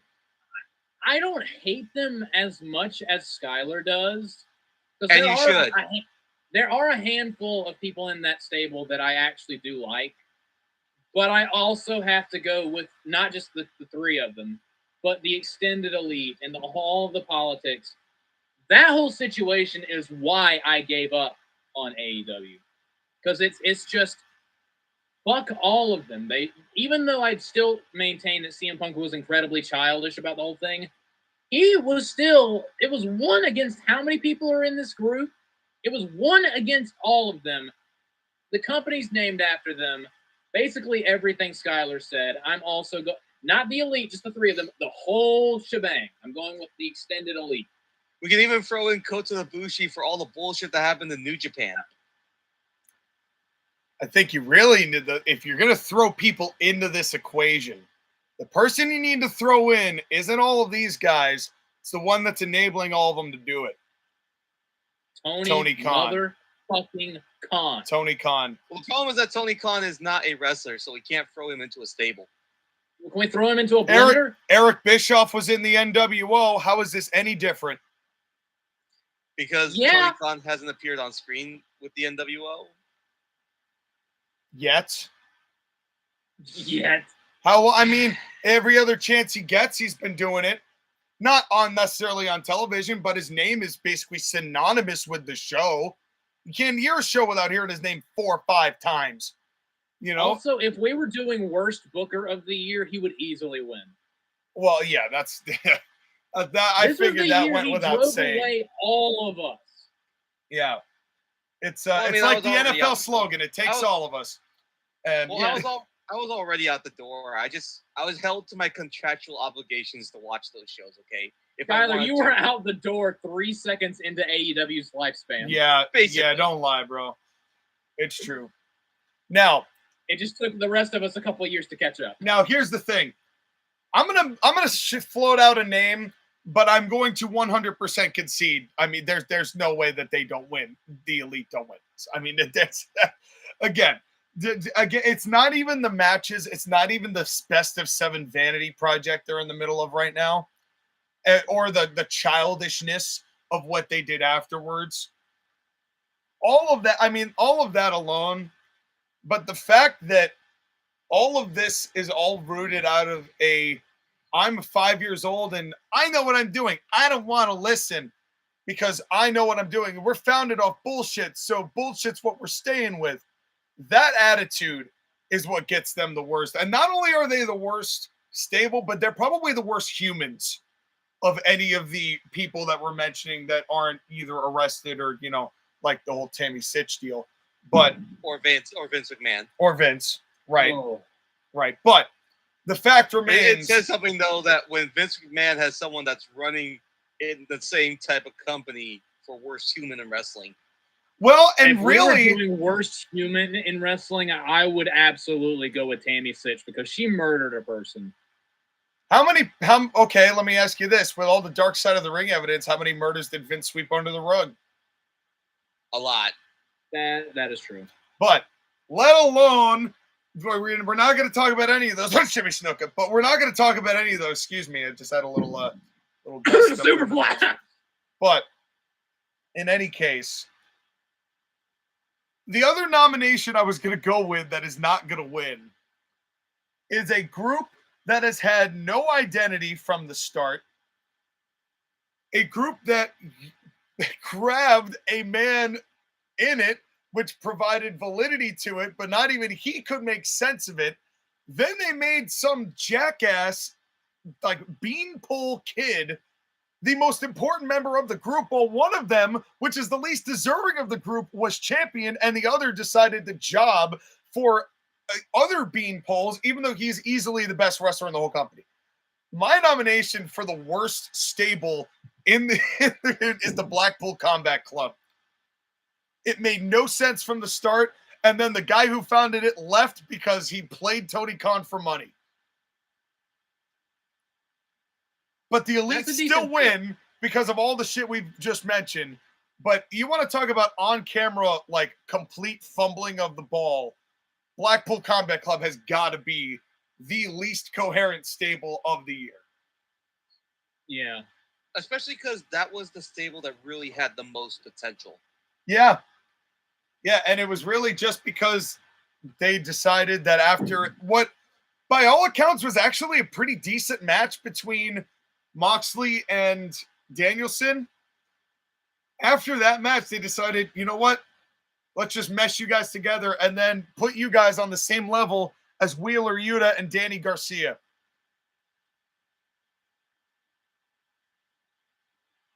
The Jericho Appreciation Society should also get a nod for worst stable of the year. Yeah, but I mean, it's the same thing as the Inner Circle. It's just I call it the Jackass Society because it's just a bunch of idiots following head jackass Chris Jericho. and but fuck the Elite and the Elite. But yeah, no, we're talking like indisputable evidence as to who earns this award. Because on camera, Blackpool Combat Club has just been a giant fumble. Nobody has just completely nearly killed the game and the ratings quite like the Elite have this year. So that is true. So there you go. So that is the worst. So Skylar, who is your nomination for the best? I wonder who it's going to be. I wonder. Bloodline, let's go. We got a lot of awards to get through. I am so shocked. JoshAgeddon? I will second that motion, going with the Bloodline. They are easily the best thing in wrestling and have been the best thing in wrestling for a while. Okay, let me ask you both this. Name another stable even close to the Bloodline. I might have to look around for a little bit, so I'll be back in about an hour. There isn't. Yeah. I can't find one. The Cult of Cornette. I can't find one. The Cult of Cornette on ACPW, maybe. That's about it. There's a stable of horses outside. That's a better stable than most stables in wrestling right now. Yeah, I mean, there was one. This is literally like the elections, where there's like one nomination or abstain from voting. So, are any of you going to abstain from voting in this category, or are we just undisputedly giving this to the Bloodline? Undisputedly giving this to the Bloodline. There's no, and also give credit to the first two-time champion, the Bloodline, for their two-time victoire here in the Grapplys. So That was the easiest, most open and shut one yet. yeah. Oh, Listen, we have a lot of awards to get through, so we might as well just get through it. I mean, there wasn't even another one. There wasn't even another one that was close. Yeah, there's no one else. All right, so the one that I'm going to choose the category, I'm going to choose tag team of the year. Now, I'm going to start with the best. And here's the thing. For all of you watching this on the Court-Martail podcast, you're going to have a pretty obvious lane towards who I'm going to pick. But for the rest of you, maybe watching on TAP, I'm going to break it down for you. No other team is able to not be on television anywhere and still garner more attention as a tag team than any other tag team in the world. FTR. I kind of figured you were going to The go only matches of tag team importance that anyone has talked about this year are between them and the Briscoes. And the Briscoes have an equal case to be made for doing the same thing, but the Briscoes aren't necessarily as deliberately held back for the elite shenanigans quite like FTR are, and they still are the most talked about tag team in wrestling. Fight that adversity and tell me that they haven't earned that spot. With the exception of another team that I think Skylar might choose, who I think also deserve a mention. But my choice is going to be for FTR. Skylar? I mean, go ahead, Skylar. I mean, go with Joshua. Pick your pick. Rock, paper, scissors. Anyway. Just because of a sheer lack of other options, I'm also going to go with FTR because they're like, again, like the previous one, the Bloodline is the only option. FTR, like the tag team, there are options, but none of the other tag teams are good. So it's like it's FTR or abstain from voting. So I'm going with FTR.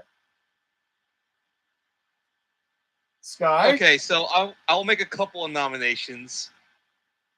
The obvious one is the Briscoes, because the Briscoes are the only other team that hasn't appeared on TV, but still gets their name said so much because of how good they are. Yeah. And again, 3 very good matches.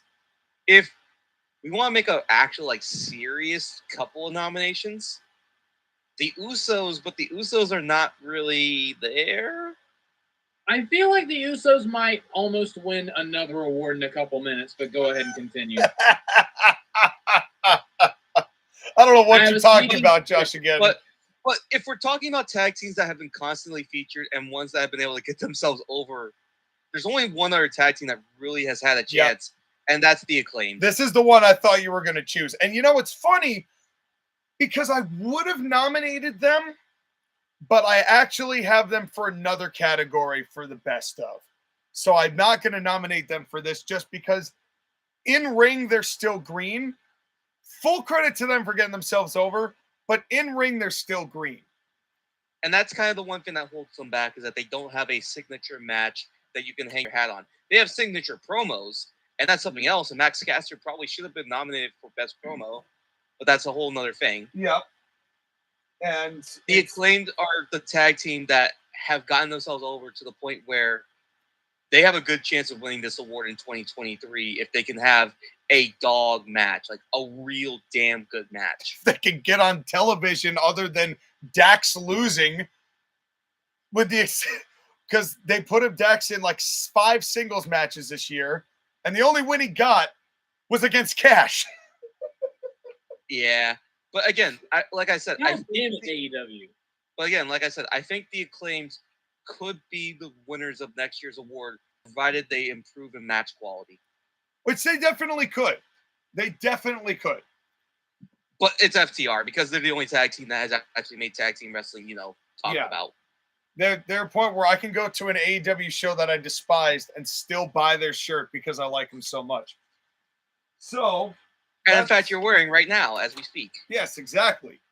So, that's the good. Here's the bad. Now, I have 2 nominations for this for different reasons. Who is less interesting as a tag team than Swerve Strickland and Keith Lee. Their matches are blah. Keith Lee gets fatter and worse looking in ring every time I see him. Strickland is okay, and his promos are fine, but it's a tag team that made no sense, and I think they've now since have started to break up for no reason, but they were featured very heavily all year in AEW, and there really wasn't a reason for it. They won the belts, for God's sakes. Why? Because Swerve and Our Glory. The only thing that they were any good with was helping the Acclaim to get over. Because the Elite didn't want to drop the belts to the FTR. Right. And they became the surrogate of that. So instead, we had to get this like lame tag team forced down the throats of people, and it set the tag division back, as like it was going places, but it just kept, it kept putting that train in reverse. It's not even going forward now or off the rails. It's literally not even on a track. It's in the woods going backwards because of these two. The other tag team I will nominate is one that I think JoshAgeddon was alluding to a couple seconds ago, because they are now the only way I see these two individuals is as Roman Reigns bitches. And that makes it really hard for them to be champions at the same time.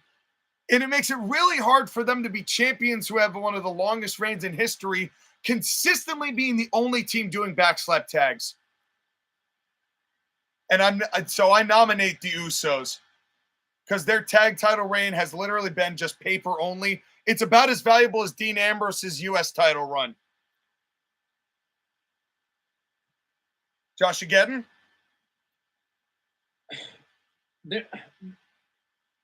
Can I just say tag team wrestling as a whole, honestly? No, because you have to make a specific nomination. I know, but I feel the same way about this that I do about the women, because what tag teams are there, honestly? Because tag team wrestling, do better. We're in the same boat as we were last year.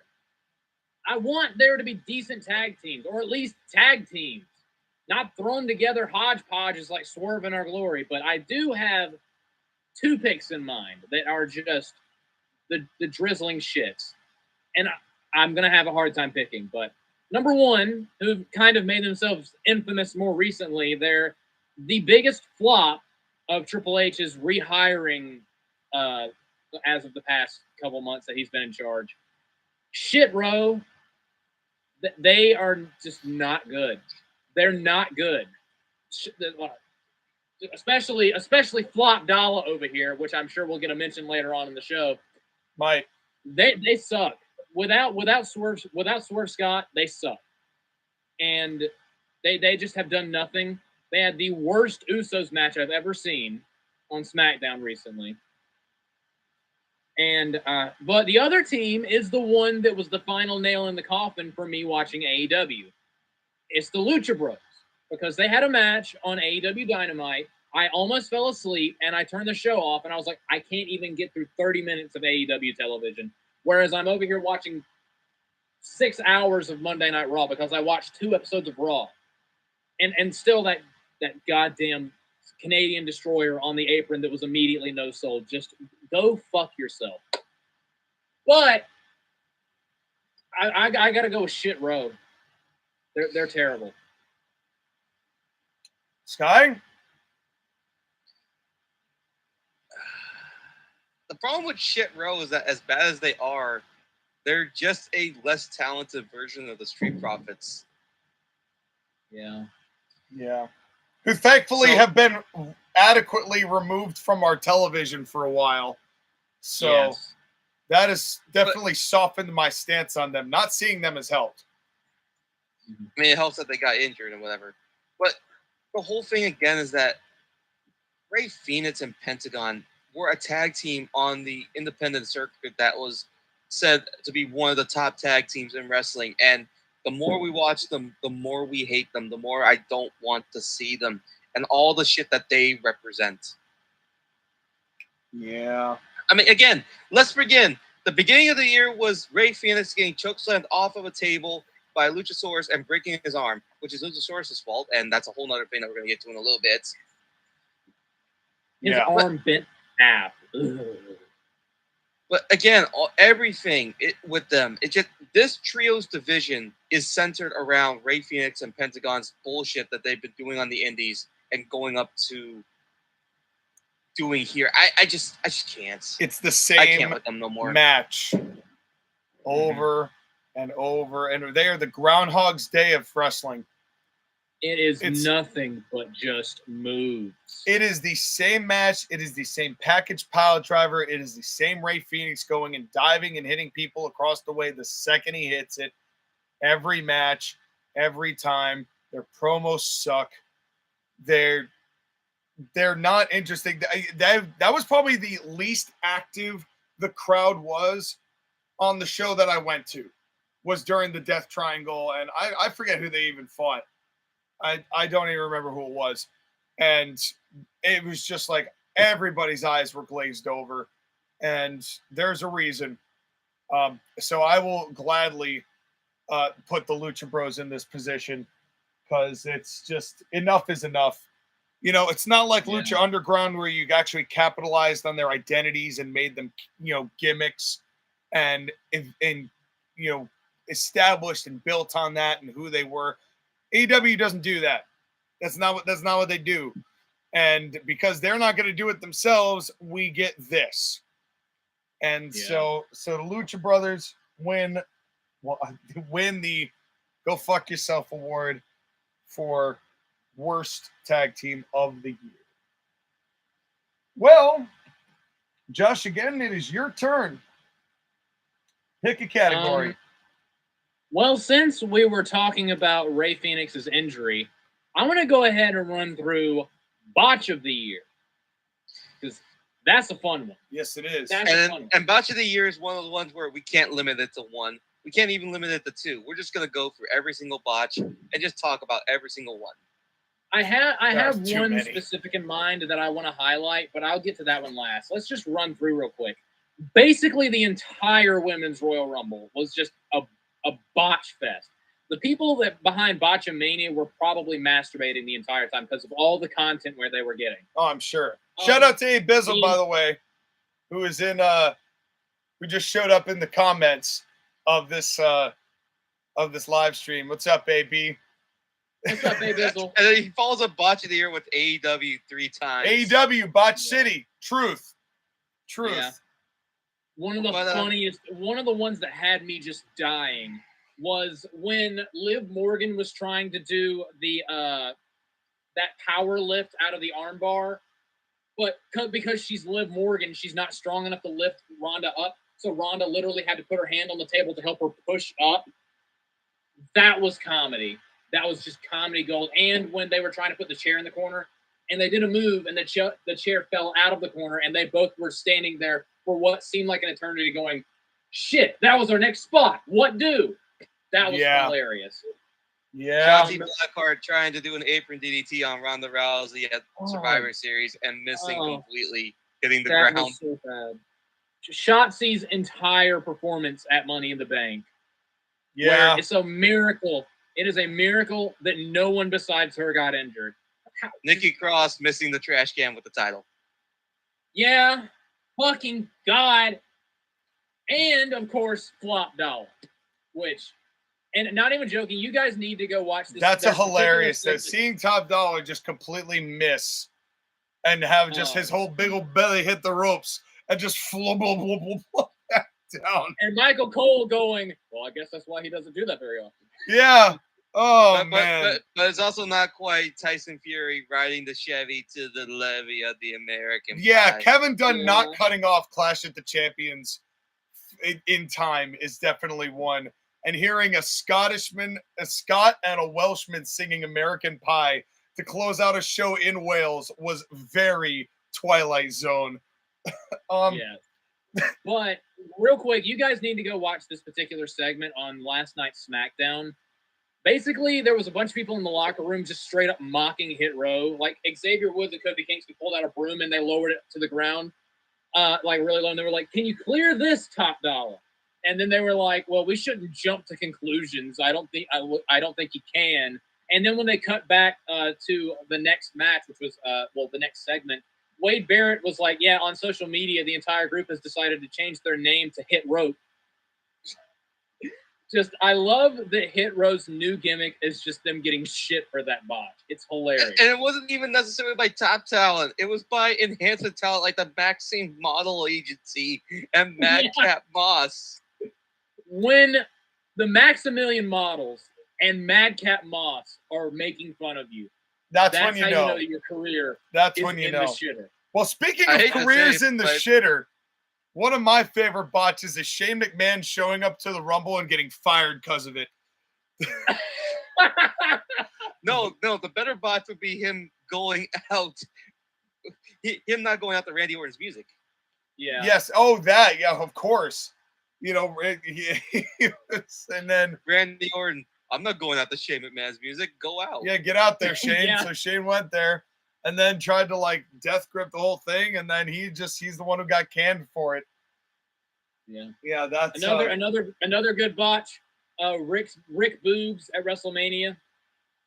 Yes. That was an injury. That was unfortunate. Yeah, but like, I kind of hate him, so I don't feel that bad. Maybe you make the botch of the multiple attempts at feats of strength and multiple failures at feats of strength. Rick Boogs At always the tried to Rumble and bite at off Mania. way more than he could chew in that respect. But And the one that my pick for botch of the year is a sad one. Big E breaking his neck. That I would yes, say that that's was worst upsetting. botch of the year.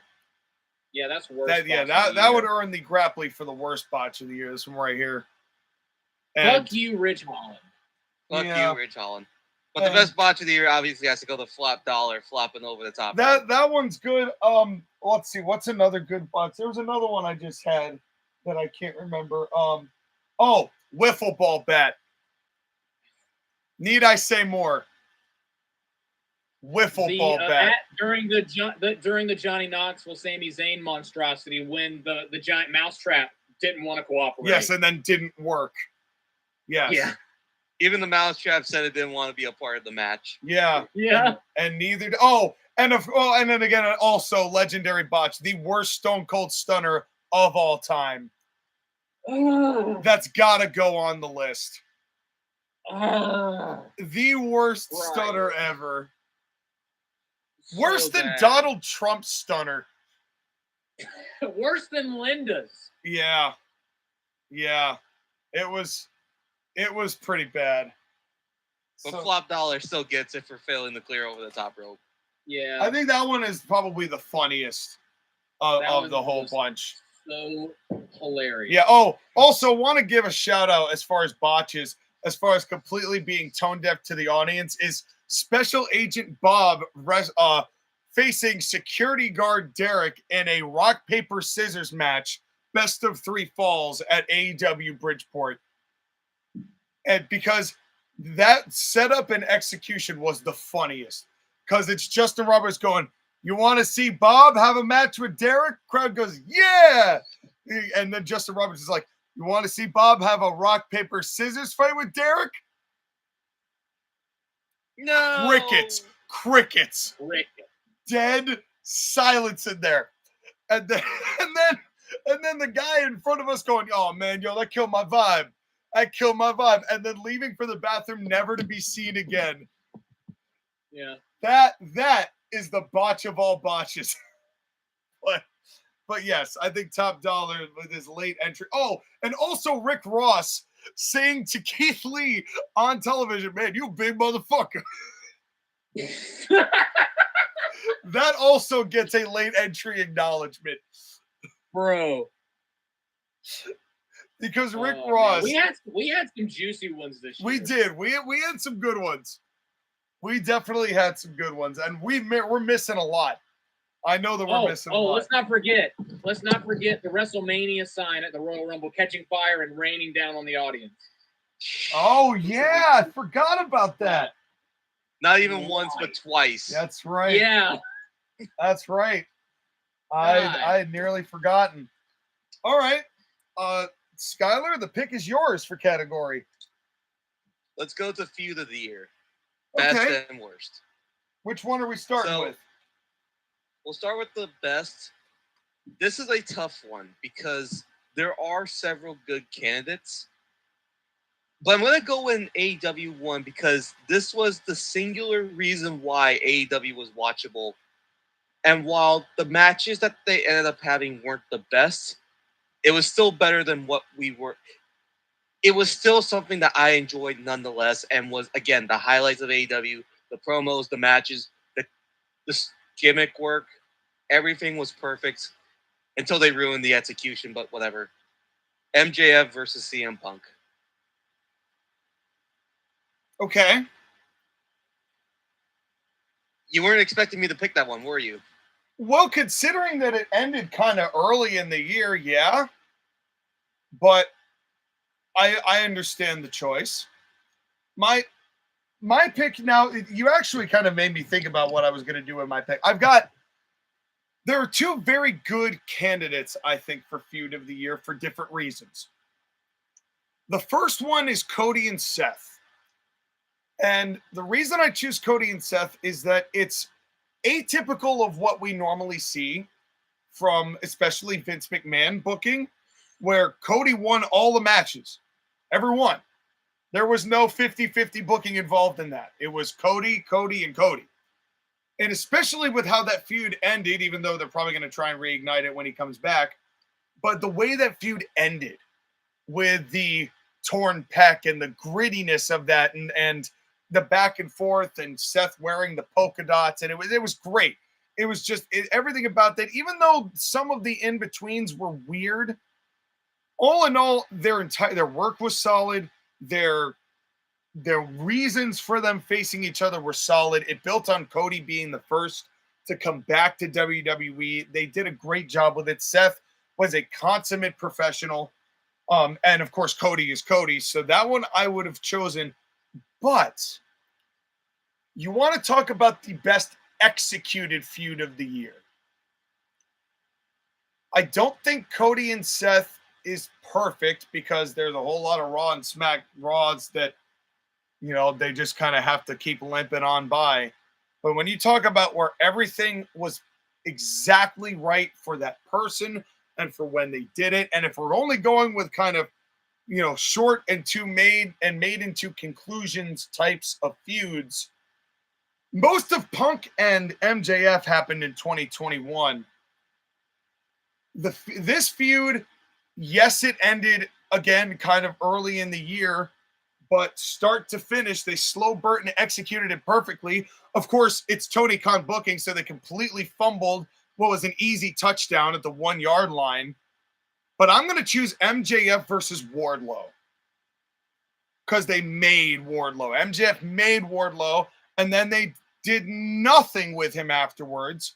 But the feud in a vacuum was open and shut perfect for what Wardlow needed and to not hurt MJF, and especially because MJF, after all of that, took 10 power bombs and then held Tony Khan out for money until he shook his pockets clean. Josh again. I'm gonna need a drum roll for mine. My feud of the year is that's your ball rolling noise. All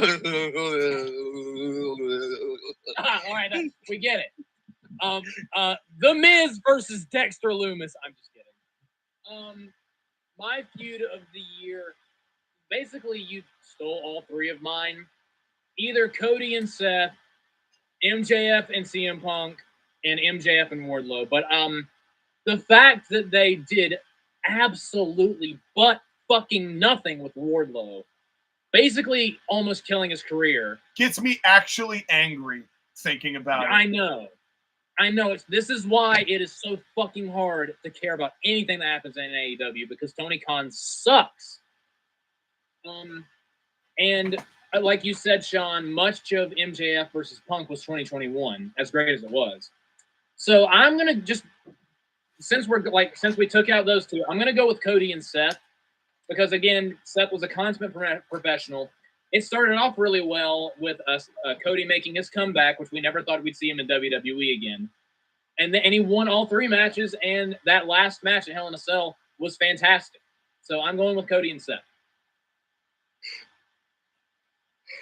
Well, I think they're all valid. And I would say, I mean, tough choice. Tough choice here for feud of the year. I think it also does hurt the fact that they did nothing with Wardlow afterwards. You know, even though and Seth at least was able, you know, as silly as it was, Seth then went into that stuff with Riddle and started throwing F-bombs over and got the weird fight pit match that actually ended up being halfway decent. I feel like if Seth Rollins and Matt Riddle had done more for Matt Riddle instead of reverting him back to being a stoner after that feud, it'd be more higher up. And it would have been on the list, yeah. Another nomination that we didn't talk about was Star pants at SummerSlam. Yeah. Another nomination would be Brock Lesnar versus Roman Reigns, but the problem is that that's really only one match that we actually kind of liked. Right. And I mean, the match itself was a spectacle, but it's not like that feud ended up being the crux of the whole year, like it has been with Brock and Roman in the past, which is nice, you know. So I think in this series, I'm kind of inclined to say Cody and Seth here get the nod up for these. I will give Cody and Seth again because I didn't care about Seth Rollins. I didn't care about Cody Rhodes, and they made us care. Which is not easy to do nowadays. If I'm just going to say this right now, if Cody doesn't win the Rumble and take the belt off Roman Reigns, I'm going to be furious. What, you don't want to watch The Rock win the title? Fuck no. I don't need a repeat of 2013. I do not only do I not need to see The Rock win the Rumble and fight Roman Reigns, I don't need to ever see The Rock wrestle ever again. I love The Rock. But stay in Hollywood, for fuck's sake. But don't you smell The Rock's cookies? No, I do not want The Rock's cookies. Not at least in the context of wrestling. Well, you could see. I don't want him to fling cookies into the audience. Well, don't worry. The Rock made sure he had a camera crew watch as he donated 750,000 cookies to the entire state of Hawaii as a part of a great charity event that The Rock has done to make sure that his public image is as good as it possibly can get at all times while injecting. I can't tell if you're talking about his show or not. No, I'm talking about him just on a regular basis needing a camera crew to do everything. Literally everything. It's the whole like candy bar thing he did, like buying the candy bars from the grocery store. The guy at the desk had no idea like what to make of that whole situation. But in any case, but yeah, like the stars are aligning for Cody Rhodes. This is a layup. You have an opportunity to make a decent star. Possibly, like, not as big as John Cena or Stone Cold or the Hogan, but something modern, like comparable within a modern lens with Cody Rhodes. You just have to do it. Don't basically like what they did this year with the Women's Royal Rumble. With Shia LaBeouf, just do it. I knew Don't that was let your coming. dreams be dreams. But basically, what they did with the Women's Royal Rumble when they should have went with Bianca, but they went with Ronda, this would be the same fucking thing. Do it with Cody, put a rocket on Cody's fucking back and shoot him to the moon, and you will have, at least in my estimation, made a star. And then make another star. Start being a star-making company again so we can have a rotation at the top and don't build the entire company around one person. You have an opportunity here, WWE and Triple H. Don't go with the fucking Rock, because if you do, I'm going to be pissed. But now you may continue. Well, we could also see the titles split because I hear that there's potential that they might do that before Mania, where they'll actually just don't do that either. They're thinking about going back to 2 world's champions and having Roman probably lose the belt both nights. One night lose one and one night lose the other potentially, or keep one and lose the other. I'm not sure. There's a lot of different speculations there, but it's time to go to the worst feud of the year. Skylar? Tough choices. A lot of tough choices. But I think for worst, it has to be Chris Jericho versus Ring of Honor.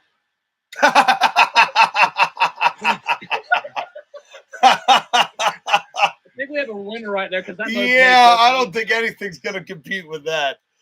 I don't know why Chris Jericho all of a sudden decided to declare war against a dead company. You're not But wrong. he did. You're not wrong, Sky.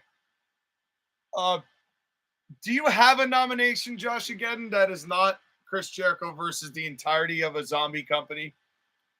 I mean, Ronda Rousey and Liv Morgan is a good candidate. That's a good one. Ronda and Liv is a good one. That was honestly my pick. Another good one is CM Punk versus John Moxley.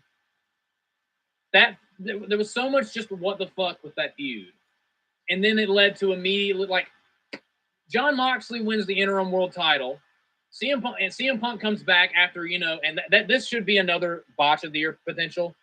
CM Punk diving into the crowd and breaking his fucking foot immediately after winning the world title. Like, that should be botch of the year material right there. But like he comes back, does a promo where he takes some liberties with Hangman Adam Page, then goes back to John Moxley. So everyone's like, wait, what the fuck is happening? Then John Moxley squashes him in 2 minutes, only for CM Punk to come back and win back the world title, only for him to immediately make all of that irrelevant because of the media scrum. And then John Moxley immediately wins the world title back. All of that was just so much zigzagging around, injuries, just what the fuck moments, suspensions, just that feud was just like a fever dream. You're not wrong. You're definitely not wrong. Chris Jericho versus a dead company that doesn't matter is so comically bad. Well, while we're on the subject of Chris Jericho versus Danny Garcia, taking up every single show, basically all goddamn summer. Are you a wrestler? Are you a sports entertainer? Are you a wrestler? Are you a sports entertainer? Are you a wrestler? Are you a sports entertainer? Shut the fuck up. But no, my pick was going to be Liv and Ronda just because it went so long and it made the whole thing look like such a joke. And the fact that it ended with that Extreme Rules match. And then they rebounded so well from that into Ronda and Shotzi. That was trash. But really, Chris Jericho overtly pitting every major Ring of Honor star for 2 months on television. It didn't have to be like that. And then, I hate that he lost the ROH world title because he tapped out to the swing. Yeah. It's not even necessarily that. He won the title from Claudio, and you're like, maybe this will build up a new star that can take the title from Jericho. No, it just goes back to Claudio after Jericho beats him a couple more times just to make sure that the win that Claudio does get is nothing. Well, Jericho actually also tapped to the sharpshooter while Claudio was holding a baseball bat during the show I was at. So that was the tag match that started Dynamite. But again, the whole thing is that we had to get fucking Colt Cabana for a title match. That Jericho still had to beat. Yep. Yeah, so Chris Jericho versus Ring of Honor gets the so congrats, Ring of Honor, you've won a Grapply.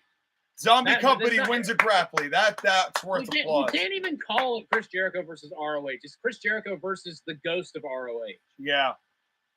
It is. The ghost of Christmas past. Yeah.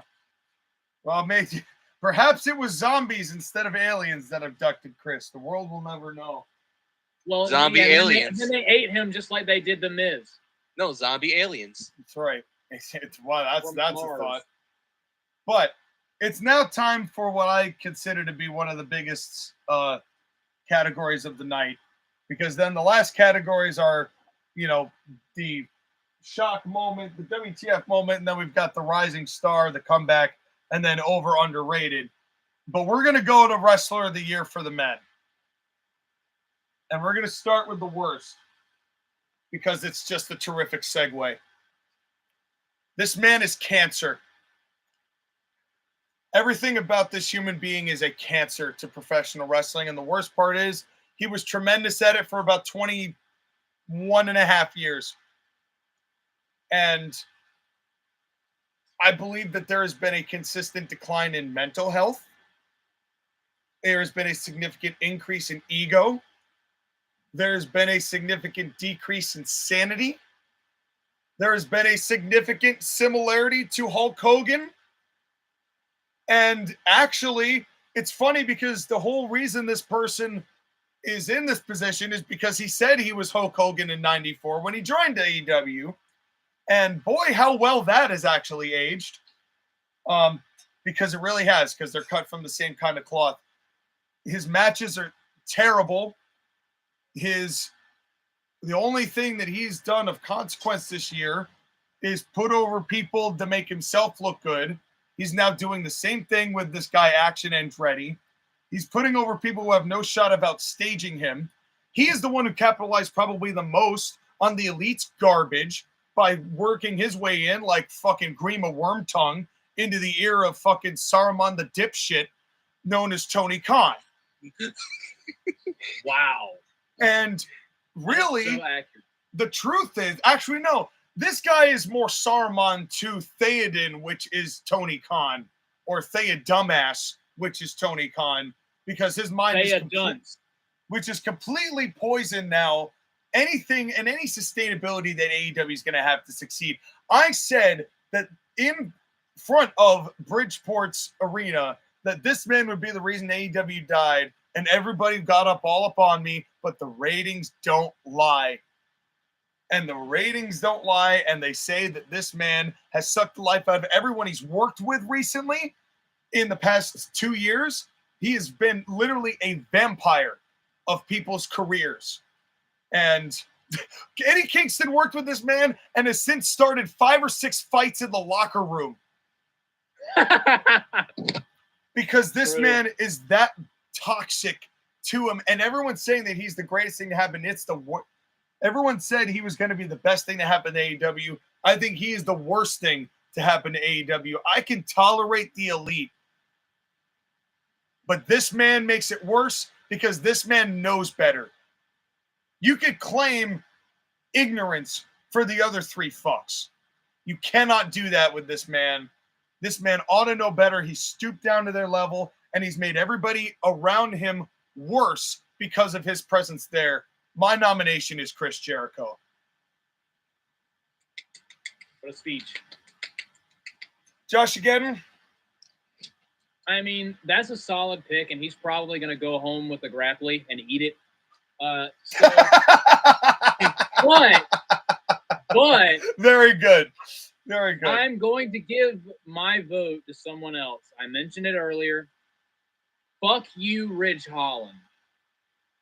Every time this guy is on screen, and him ending Big E's career is a huge part of it, but he's so bad. He looks unsure of himself whenever he wrestles. He looks like a giant, roided up dumbass. His face, and head is just shaped like a dumb person. Everything he does looks terrible. And I just am terrified he's going to injure someone else every time I see him. And you're the worst wrestler because your head looks dumb. Yeah, his head is shaped like a dumb person's head. You know, like how when some babies are born and their heads are shaped weird, so they have to wear that little helmet to squish it into place. They forgot to do that with Ridge Holland, and because of that, he broke Big E's neck. So I'm blaming the nurses on this one. But holy fuck, this guy! I hate him. As bad as Chris Jericho is, and as toxic as he is, I'm not worried that Chris Jericho is going to end someone's career, physically injure someone, the way I am with Ridge Holland. Fuck you, Ridge Holland. I want you and Liv Morgan. Skylar, earlier this year, you wanted to shoot people. Where's your firing squad? It's around somewhere, and they're getting a lot of work today. Yeah, because just bring out Liv Morgan, bring out Ridge Holland, and I never want to see them ever again. But they don't drink people's blood and break people's bones. They don't turn it into coffee grinders. They don't wrestle shitty matches, and they shouldn't be in the world title scene. And was world champion 3 different times this year for no other reason than he used to be in WWE and used to be a part of the Shield. He's the 3rd most important member of the Shield, and I hate saying it, but I have to keep saying it. Fuck you, John Moxley. And he did also have what's his face jack off while he was making him pass out in the finish while he was world's champion. In front of 50 people. It's not a bad choice. Why was coming the theme of 2022? Yeah. By the way, because wrestling jacked off. We missed in the botches the Crown of Thorns incident because I said I was going to bring that up. That itself was a botch. As in, like, you're fucking stupid. But Jon Moxley is definitely a good nominee. The only thing that keeps him away from that conversation is that in the midst of a very tumultuous time for Tony Khan trying to figure all this stuff out, especially because we heard that his like mom hasn't been doing well and had a stroke during that whole thing. So like all fair play to Moxley for being like, okay, let me at least be somewhat of a surrogate to just kind of carry us through this time, and then we can kind of go back to the plan. Like it's better that Moxley was there to field what he fielded for the issues that they were going to experience with the whole all-out bombshell. Mm-hmm. So as much as I agree that Moxley is a piece of shit, and I don't have any interest in him or seeing any of his matches or anything about him, his promos are the same, and he's way less cool than he thinks he is, and that is all true. Jon Moxley isn't hurting the ratings and isn't damaging the mentalities of the wrestlers he's working with, all in the name of making himself feel more important. The one argument you could make was Jon Moxley is promoting a style of wrestling that people will continue to try and emulate. And that it'll hurt future people. True. ACPW's Dean Ambrose is better. Hard agree. Hard agree. But let me also ask Sky, is that necessarily Moxley's fault, or is that the fault of a lot of the wrestlers who are all marks for themselves and are all promoting bad habits of people that don't want to listen to advice?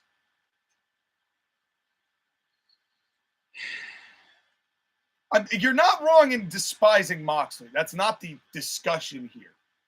Is he doing more damage to the show and to the people around him and consistently delivering crap in the ring, out of the ring, and has the reputation for being a career vampire, quite like Chris Jericho? At least Moxley still put MJF over. Bleh. Chris Jericho is the worst. Yeah. Chris Jericho literally would not job to anyone in Ring of Honor until it was a 4 p.m. show on a Saturday that nobody was going to watch for a dead company. So. Yeah, Chris Jericho takes home the pink Grapply. Yes. Much deserved. Because he can go fuck himself. But for every worst wrestler, there's the best. And I had a really hard time with this one, boys. Because there are a couple of people that could get this award. Mm-hmm. And I think that there's a good case for Gunther for making the Intercontinental title relevant again. And for being, having pretty much every one of his matches getting good acclaim, getting something out of Ricochet that's quality, for something that you wouldn't expect at this point out of him. I think that there's a case to be made for MJF, even though he missed time out of the year for what he's been doing or has been trying to do. Everything he's done is consistent. We're talking about his stuff with Punk, his stuff with Wardlow. He comes back and makes something halfway digestible with Moxley. He has a good match with Starks. And the only downside to that was what I saw at Bridgeport off the air, but let's, the less we talk about that, the better. But the person I'm going to choose, I'm choosing because in a similar way to Bianca Belair, he had to shoulder being a level of consistency on a show that was going through a lot of transitional pains and growing pains. He's someone who kept himself as ridiculous as his presentation is at times, he kept himself professional. He kept his matches solid. And there was nothing about him except his garb that I would say was so outlandish that made him like a caricature or something that wasn't worth watching. Was he the biggest attraction on the show on any of the matches or the shows he was in? No. But every time that he was in a match, we came out of it going, yeah, there's a reason that he's pretty consistently good at what he does no matter who he's wrestling. You know, sometimes the finishes aren't great, but I don't know if that's necessarily his fault. My nomination for Wrestler of the Year is the person that Sports Illustrated also chose as their Wrestler of the Year. I'm going to choose Seth Rollins. That is a very solid pick. For consistency alone in a time of tumult in WWE, Seth Rollins was a workhorse this year, and I give him full marks for being so. Josh, again. I have 3 options, and I'm going to go with one. And you actually did mention one of them, Sean, a second ago. Seth Rollins is absolutely a pick, and he might win this thing. Another one, I love Roman Reigns. Even though I'm not super crazy about that new contract he got immediately after unifying the world titles where he barely shows up, and that does kind of knock it down a little bit, but I think he's been fantastic this year. Agreed. I love Roman Reigns. Even though his matches can feel kind of samey and he milks things way too much, but he's still great. I still think he's one of the best, and he's a part of the best storyline in WWE. But I gotta go with Gunther. Every time I see him, like whenever he does anything, I feel like Liv Morgan getting choked out. He's so damn good at everything he does. He has made the Intercontinental Championship mean something. He had an orgasmic match with Sheamus. He had great matches with Nakamura, Rey Mysterio, Ricochet. He had multiple great matches with Ricochet, especially the one on SmackDown a couple weeks ago, where I cannot believe how loud the crowd got for that match. Gunther has been incredible this year. And earlier in the year when he was called up and they changed his name from Walter to Gunther, I was horrified. Because getting called up to the main roster is usually a death sentence for your career. Yeah. Gunther better be thankful for Vince McMahon's dick, because Vince McMahon's dick is why he's so awesome right now. Yeah. And I have to admit, I have warmed up to Gunther. I still don't love it, but I've warmed up to it. It's honestly not the worst name change they've done. It isn't, but that match with Sheamus at Clash made me like, okay, fine, he's Gunther. I don't care. He's that good. I don't care what he's called. He's so damn good. Yeah. Everything he does is solid. Again, Vince McMahon leaving and Triple H taking over, I feel literally saved his career, because wasn't there a rumor that Vince McMahon wanted to bury him for absolutely no reason? Remember when they had him lose in like 10 seconds at Survivor Series? Yes. Yes, I do. Because why does Vince McMahon hate good things?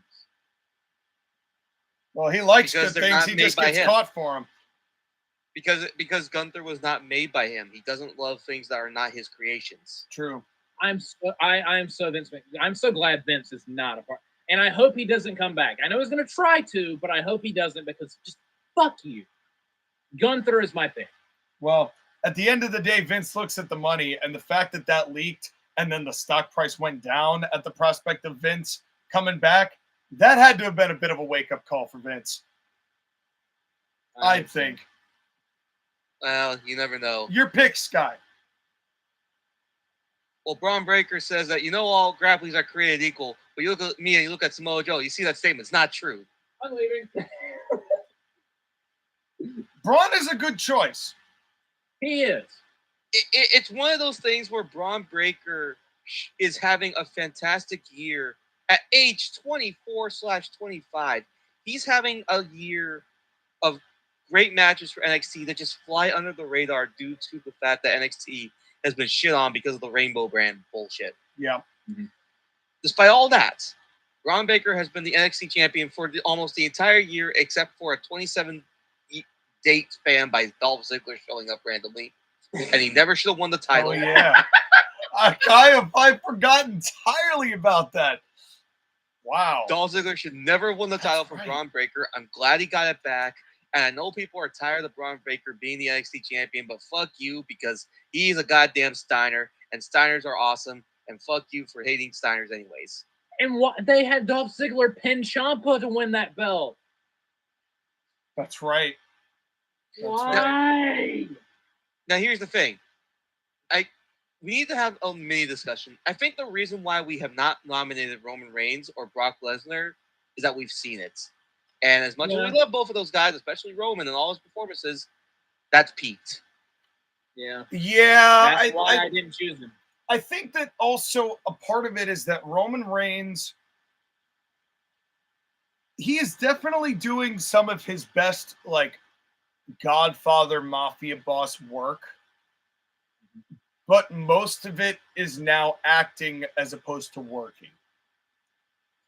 And a lot of his matches involve acting, you know, and that's, we've mentioned that during the main event Jey Uso run, that a lot of it was just a lot of walking around and talking. And that's Roman Reigns matches, and there's nothing wrong with that. That's their formula, and it works with him. But it's now getting to the point where the ends of these matches are becoming a little too formulaic. And so, like you said, Sky, we've seen it. Yeah. And Rick Steiner, I could see the case for him. I actually think he would more win like the Rising Star Award this year, you know, for that category, that he's definitely a name that should be in that. That's it. I actually think between all of them, that probably as far as making things relevant or adding to, Gunther probably gets the nod here. Well, real quick, I also want to mention Bobby Lashley was also great this year. Yes, and he definitely did raise the profile of the United States Championship. And I mean, it's Bobby Mo fucking Lashley. Yeah. But he's not Gunther. He didn't make a title that was completely irrelevant into arguably the most important title in WWE. At a time when Roman Reigns' world title reign has been elongated and stretched and just taken through the paces, Gunther feels like he has the more important title. Yeah, or the people know that the better match is going to come from that championship. You know, and actually, which is the way the Intercontinental title was originally designed. So it's probably better this way, that it's kind of going back to its roots. But Gunther is the man responsible for that, hands down.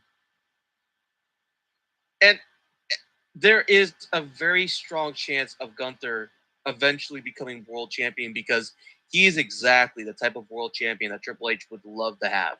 Oh, yes, absolutely. Give me that shit. Yes. And if the rumors are true, into my veins. And if the rumors are true, and we're gonna get Walter versus Lesnar at Mania. Oh, I will actually give me all of that. But the only thing that kind of concerns me is that Braun Strowman is coming up, and I feel like you're not gonna have Gunther drop the Intercontinental title to Braun Strowman, are you, Papa H? They're having that match on SmackDown next Friday. I mean, it would hurt for the Intercontinental title, but I would probably bet that if there's anyone who's going to bounce back and be better for it, it's going to be Gunther, if they do decide to do that. But it's like, you've done all this work to rehab the Intercontinental title, and you're going to have him drop it to Braun Strowman. I doubt it, but I could be wrong. I think it'd be better seeing Lesnar get his Grand Slam and win. I'd rather have Lesnar beat Gunther than Strowman beat Gunther. That's my. I'd rather, but that's just me.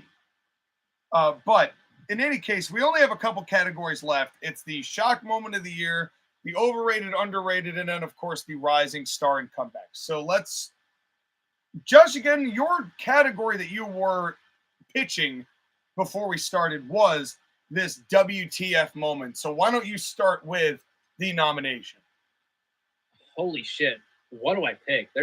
This has been one of the most insane years in pro wrestling. So much has happened this year. I mean, the whole kerfuffle with Shane McMahon at the Rumble, that could be a pick. Although, again, that could also be a botch pick. But Big E breaking his neck, that could be one. That's an easy one. But there are two in particular that are like neck and neck. The media scrum from hell at All Out and Vince McMahon retiring. Yeah. And handing the Roman Reigns over to Triple H. Yeah. And I mean, if you're talking, and with the shock moment of the year, you can actually probably do like a best and worst if you wanted to. Mm-hmm. I think that Vince leaving has to be it. Yeah. It has to be it. It's like, as crazy as the media scrum is, it doesn't happen. The unrest doesn't happen unless Triple H puts his foot on the gas. Yeah. You know what I mean? Like, he doesn't, he puts his foot on the gas and gets that going. So I think you're right. I think it's got to be Vince leaving. Something nobody expected would happen until Vince died. Realistically. He was in the chair for 40 years, and then all of a sudden he's gone. We hope. Yeah. And I think that's the move. I think Vince leaving is definitely the move. Although I do have to say there's another, if we were adding WTF moments in, I would also add Tony's purchase and use of Ring of Honor. Or severe misuse of. It's just the way that he's like been like, this promotion's still alive. Trust me. Let me also have Chris Jericho bury everyone involved with it. And do that, and then you don't think about it. And then have Ring of Honor take up 95% of AEW television when nobody cared enough about Ring of Honor in the first place for that to be feasible to do on your national television program. Yeah, it's that was a real ridiculous one for me as far as WTF moments are concerned. But yeah. So and Liv Morgan coming. Yeah, but that's not as monumental as Vince McMahon leaving the WWE.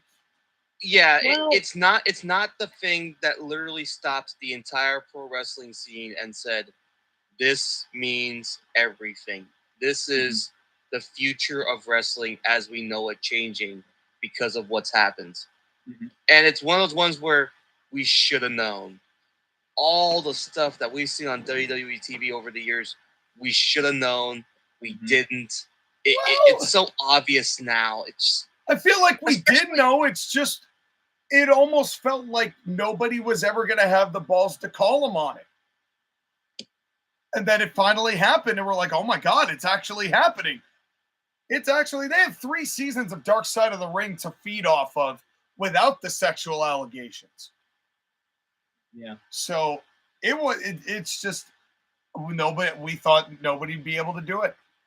And yet it actually happened. So that I think that that's got to be that moment. So that means that Vince won 2 Grapplys this year.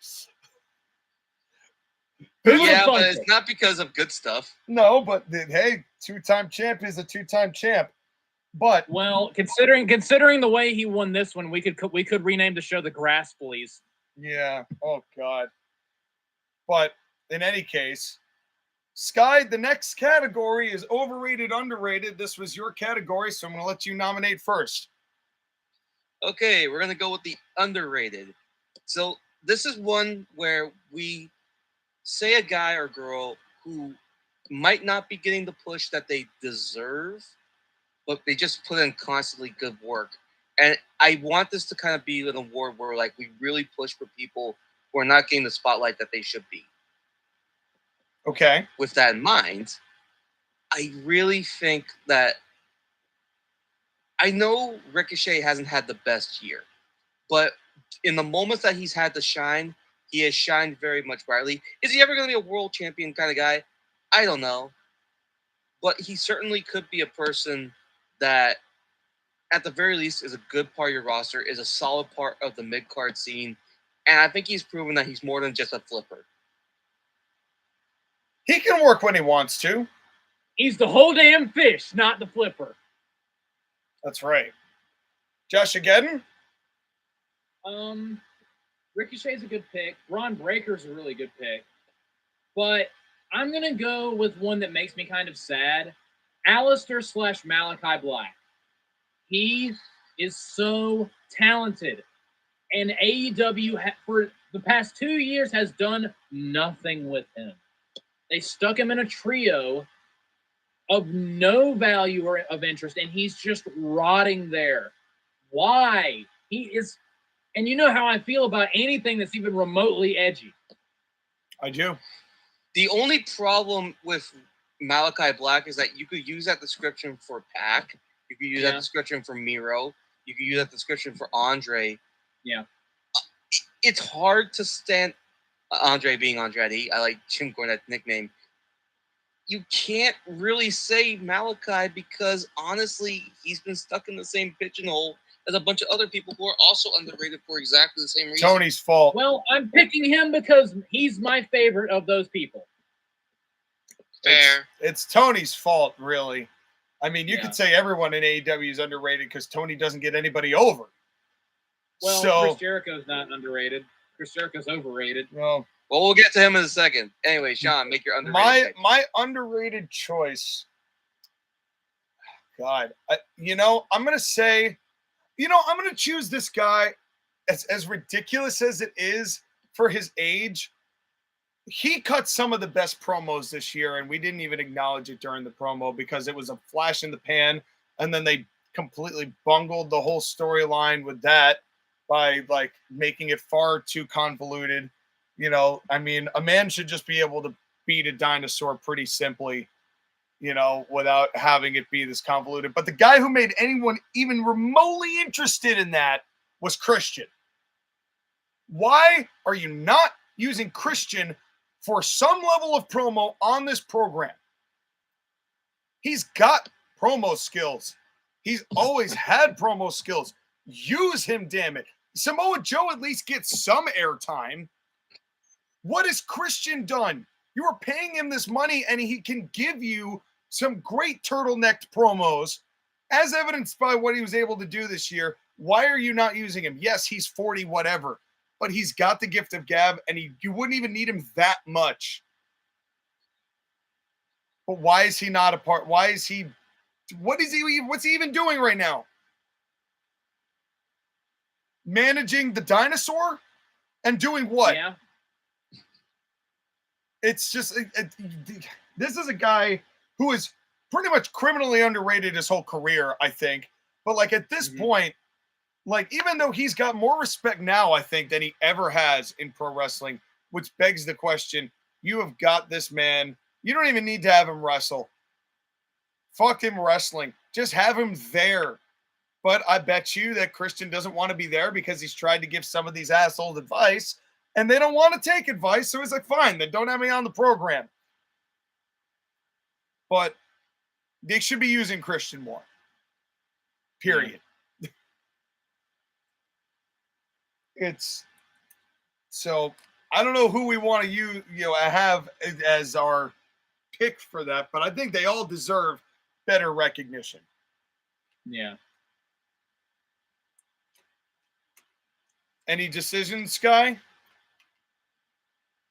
I mean, considering that you could say what I said about Malachi Black about literally anyone in AEW not named Chris Jericho, I'm going to default to Skylar's pick. I'm sticking with Ricochet. Yeah, we can give it to Ricochet. I mean, I like Prince Puma. I just never liked Ricochet. So, but Ricochet also had he can work. He's probably one of the few people who flips the most, but can still actually put some psychology into it if he's given the chance. Sean, you need to take that Mil Mascaras mask and hand it to Ricochet. Then you'll like him more. Exactly. I might just give him a flatliner, actually, but in any case. I see what you did there. Yeah. And I'll have one of those fun, I forget what they called those casket matches they had in Lucha Underground, but we'll have one of those, and there'll be flowers and be a good old time. So now we got overrated. Who's your pick, Sky? I feel like you're going to know who my pick is just because I've talked about this woman for such a long time. Everyone talks about her. She's so good. she'll talk her ass off and make anything important and everything great and everything's wonderful. Even to the point where she pulled the wool over your eyes and Joshua's eyes and made her the Woman of the Year last year, when clearly she was not the Woman of the Year last year, and is a one-note gimmick. She's a one-note gimmick. She's a one-line gimmick, and you know who I'm talking about, Dr. DMD. I've never liked her matches. I've never liked her promo. I've never liked anything about her other than the fact that she was Adam Cole's girlfriend, and that wore out its welcome pretty quickly. Sean, I still hate the fact that you chose Dr. Britt Baker over Bianca last year, and I'm going to continue to do that this year. I stand by the decision. Dr. Britt Baker had a great 2021. She did nothing with it this year. She made it worse, and she revealed to us this year that she is one-dimensional. That I will give you.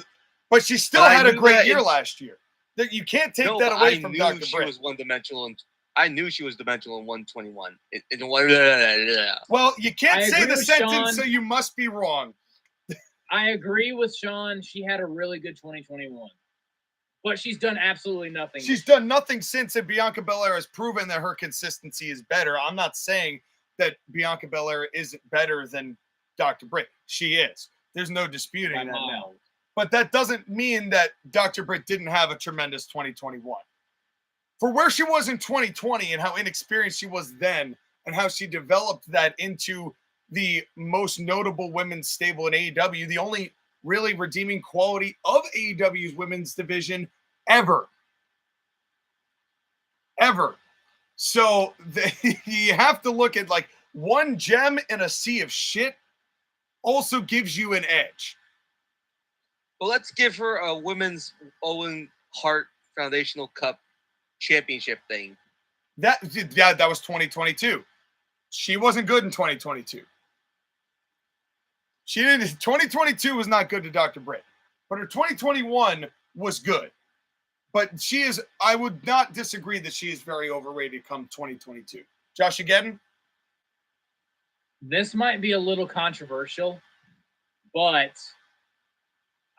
they are super popular and hot right now, and I don't get it. Their matches are fine.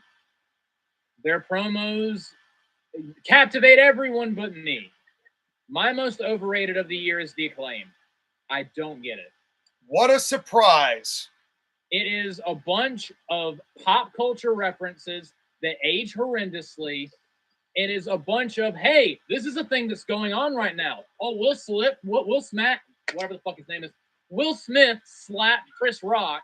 Let's make a reference to it. Oh, this person did this thing outside of wrestling. Let's talk about that. That's all their raps, if you want to call them, are. Sean, you still mock them every time something comes up. You're like, hey, JoshAgeddon. Hey, JoshAgeddon. Look at me. Yo. Look at me. Yo. I mean, get it. They are a substandard tag team. They're not awful. I don't hate them. I just don't get the hype. And the whole scissor me thing is stupid, goofy, childish bullshit that just makes wrestling look goofy. I don't know why they're over, but they are over. That's wrestling fans are stupid as fuck. That's why they're over. But this is just one of any number of examples you can make of JoshAgeddon finding the thing that's hot with fans and going, that I'm not going to like that. Let me find as many reasons I can as possible to not like that. This isn't the Braun Strowman 2017 thing where I literally wanted to burn arenas down. This is 100% the Braun Strowman 2017 thing. You cannot lie. You said these exact same words. I was in the damn room with you. Don't even play this game. Except the only thing is that he was right about Braun Strowman. And he may very well be right about The Acclaimed. Let's be fair. No.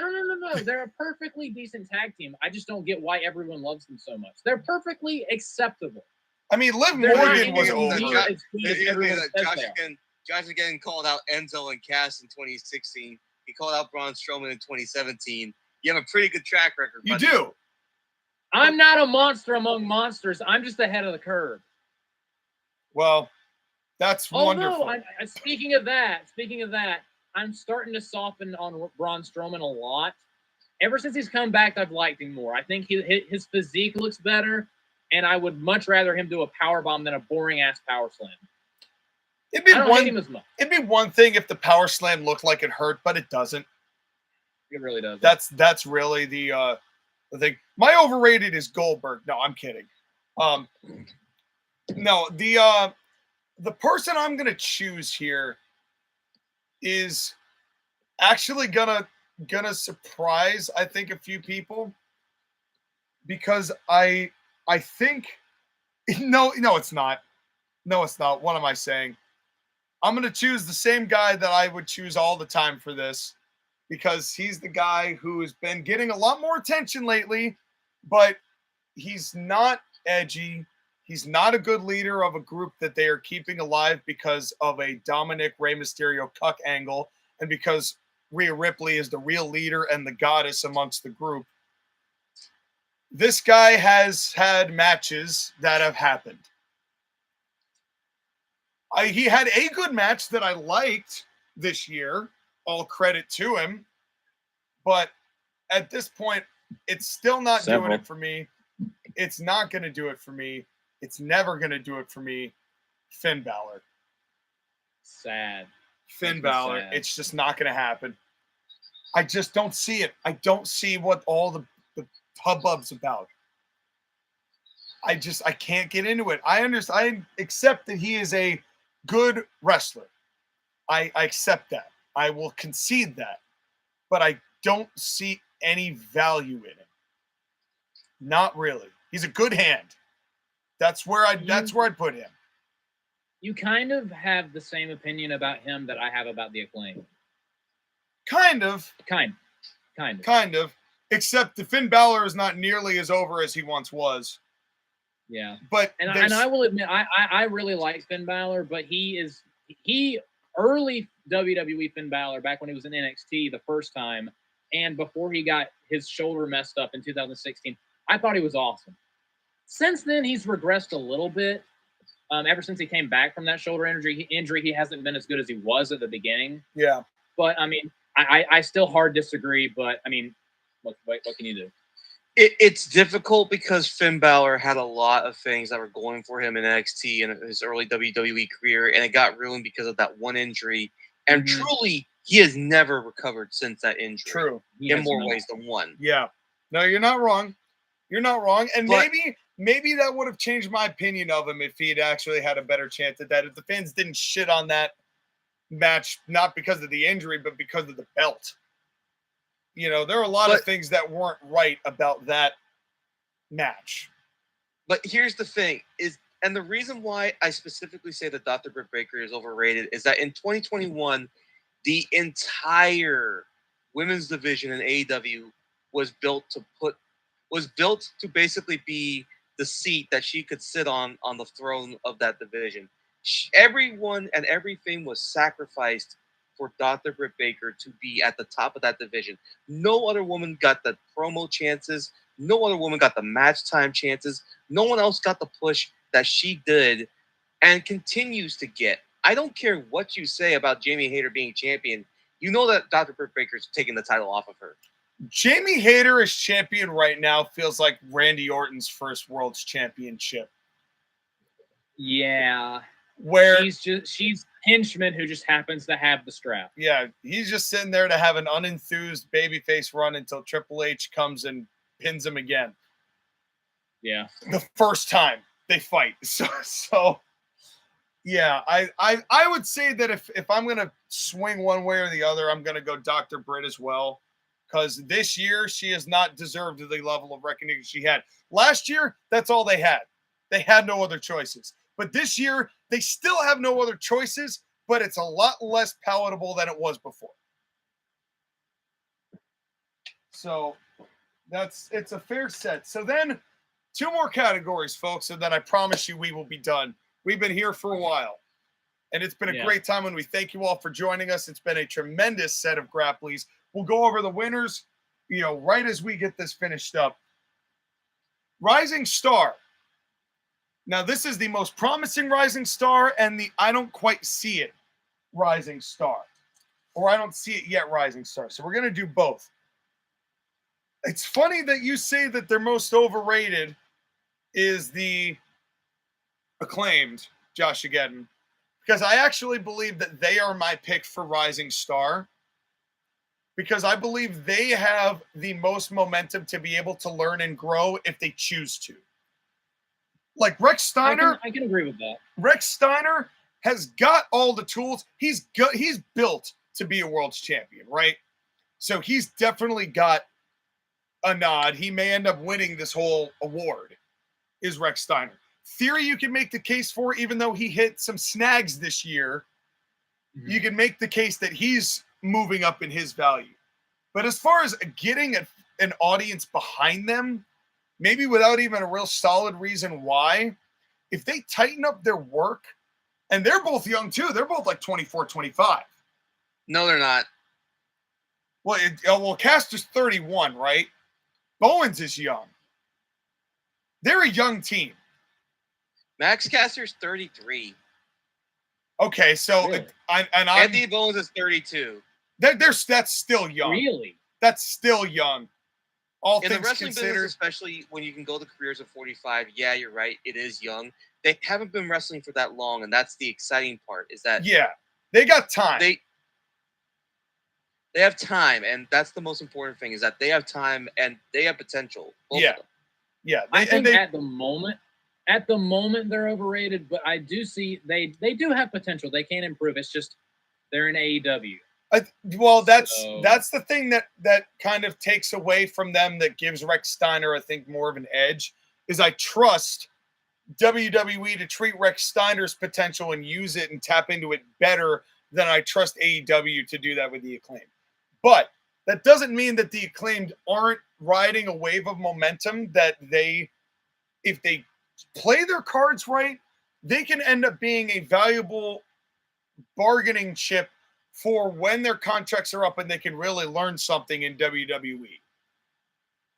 But they're one of the more promising things coming out of AEW right now, here coming the end of 2022. Skylar. I've mentioned this woman before. I'll mention her again. She's only 21. The only thing that could kind of hurt her is her height. She's only 5'1", but she could possibly fill into that Alexa Bliss type of babyface underdog champion that you want to root for. It's Roxanne Perez. Okay. I know I'm hyping her up a lot, Sean, and yes, I did spoil that she is going to be the first overall pick, and there's a reason why. It's just there is a babyface energy that she has that would make anybody root for her. And I'll have to look into her more. I just haven't seen her matches. I'd have to look into her more a little bit. JoshAgeddon? We mentioned him several times. I see like unlimited potential in Rex Steiner. He's so good. It makes me feel bad about my personal life choices because he's almost exactly my age. Like I'm his age, and I'm here. I'm a very skinny person. I'm a stick with arms and legs, and Rex Steiner is Rex some shit Steiner. So he's my pick. And yeah, as much as I like Roxanne Perez, I think Braun Breaker. As much as I like the Acclaimed, he's the guy. He's the one of those group that you could say, yeah, they're probably gonna get that right. So, but then there's the one that you're maybe less enthused about, as far as rising stars and people who are getting momentum. I guess this is kind of like overrated, underrated, but I'm talking about youthful people here and people that are being pushed as the future. And the man I'm choosing, there's really two choices for me. They're both on AEW. They're both always in the same proximity. And they're both so pure that they wrestle for a title named that to that effect. The person I'm choosing is the guy who is the most conflicted between whether he's a pro wrestler or sports entertainer. He's gotten so much attention. Why? Why? I beg the question. I don't get it. My choice is Danny Garcia. Well, the reason is because he's friends with Chris Jericho, and Chris Jericho will push his friends. Now, Chris Jericho will push his less athletic, less chance to get over and outshine Chris Jericho friends. He's not putting anyone who can do better than him over. Action Andretti? Like, oh yeah, Action Andretti is going to outshine Chris Jericho. Long term. No. That was very deliberate to be like, hey, look, I'm putting people over. It's like Hulk Hogan jobbing to Kidman 6 times. See, I put people over, brother. I'll lose the world title. That's not going to work for me, brother. I'm not going to put Jared over. Do you have a Wednesday afternoon I can drop the belt? I'll do that. Get like 4 people in the building. Got you. But fair enough. So, but I'll go ahead and say the other person in that equation, Wheeler Yuta. Yep. Like, what is there? I don't get it. I don't get it. He wrestled in New Japan. That must be it. Yeah. That's how they get you. Josh again. You know what it is? It's because he's part Japanese. Oh, Meltzer must like him. Yeah. Josh again. My pick for Rising Star that I just don't get or think has, even though he's doing some good stuff at the moment, I still hate watching him wrestle. Dominic Mysterio, I don't. He looks like a giant child. I did like what he did with Rhea Ripley, that whole crashing Christmas dinner. It was a little hokey, but it wasn't anywhere near as hokey as the Randy Orton Triple H home invasion thing. It was like a less hokey version of that. True. I don't see Dominic ever amounting to any. I think we have seen peak Dominic. Peak Dominic is him being the sub to Rhea Ripley being the dom of the couple. I don't see him doing anything outside of this that is even major. I don't disagree with that. As aggressively as the worst part too, and I think this is probably what's going to put over the top. His last name is Mysterio. Yeah. Sorry, Dom, but this Grapply goes to you. Yeah, that's yours. You can keep that. Go cry about it to your mommy. That's right. Yeah, well, I'm sure she's gonna take it. So, but then finally we have the Rejuvenation Award, both best and worst. And this last award tonight, I'm going to award to Sheamus. Because yes, Gunther was a big part of it, but I have never been more invested in Sheamus, despite Ridge Holland and Pete Dunne, than I have been since they had that encounter. I'm more interested in what he's doing and why he's doing it than I've been in some time since the bar stopped. You know, and since that pretty much came to a conclusion, I haven't been interested. Since we left the bar. Yeah, and then now, Sheamus, I mean, with that match with Gunther and then just everything he's been doing afterwards, there was a time when people wanted to see Roman Reigns versus Sheamus in 2022. Yeah. He was instrumental in making the whole Brawling Brutes, that War Games, what it was. You know, I've always liked Sheamus. I've always liked Sheamus. Sometimes this stuff's been good. Sometimes this stuff's been bland. White and bland. That's Sheamus, right? You get what you get with him. Half of the time it's good. Half the time you've seen it. But I did not expect this year we were going to be talking about Sheamus in such high regard as we have in 2022. And I very much appreciate Triple H for making sure that Sheamus, and for Sheamus too, for getting him a little more credit for and respect this year. So full credit to Sheamus for making himself relevant again when there really was no reason to do that. JoshAgeddon? I 110% agree. I mean, honestly, Sheamus, everyone being like, wow, Sheamus. How about Sheamus? Even though he's been around forever, he's still just surprisingly still great.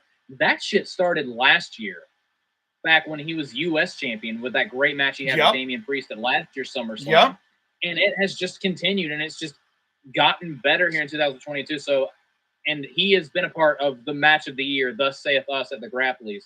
I'm going with Sheamus as well. Shamer. Good for you, man. Anyways. I'm happy he won this, man. Full blown, like full credit to Sheamus. Great job, man.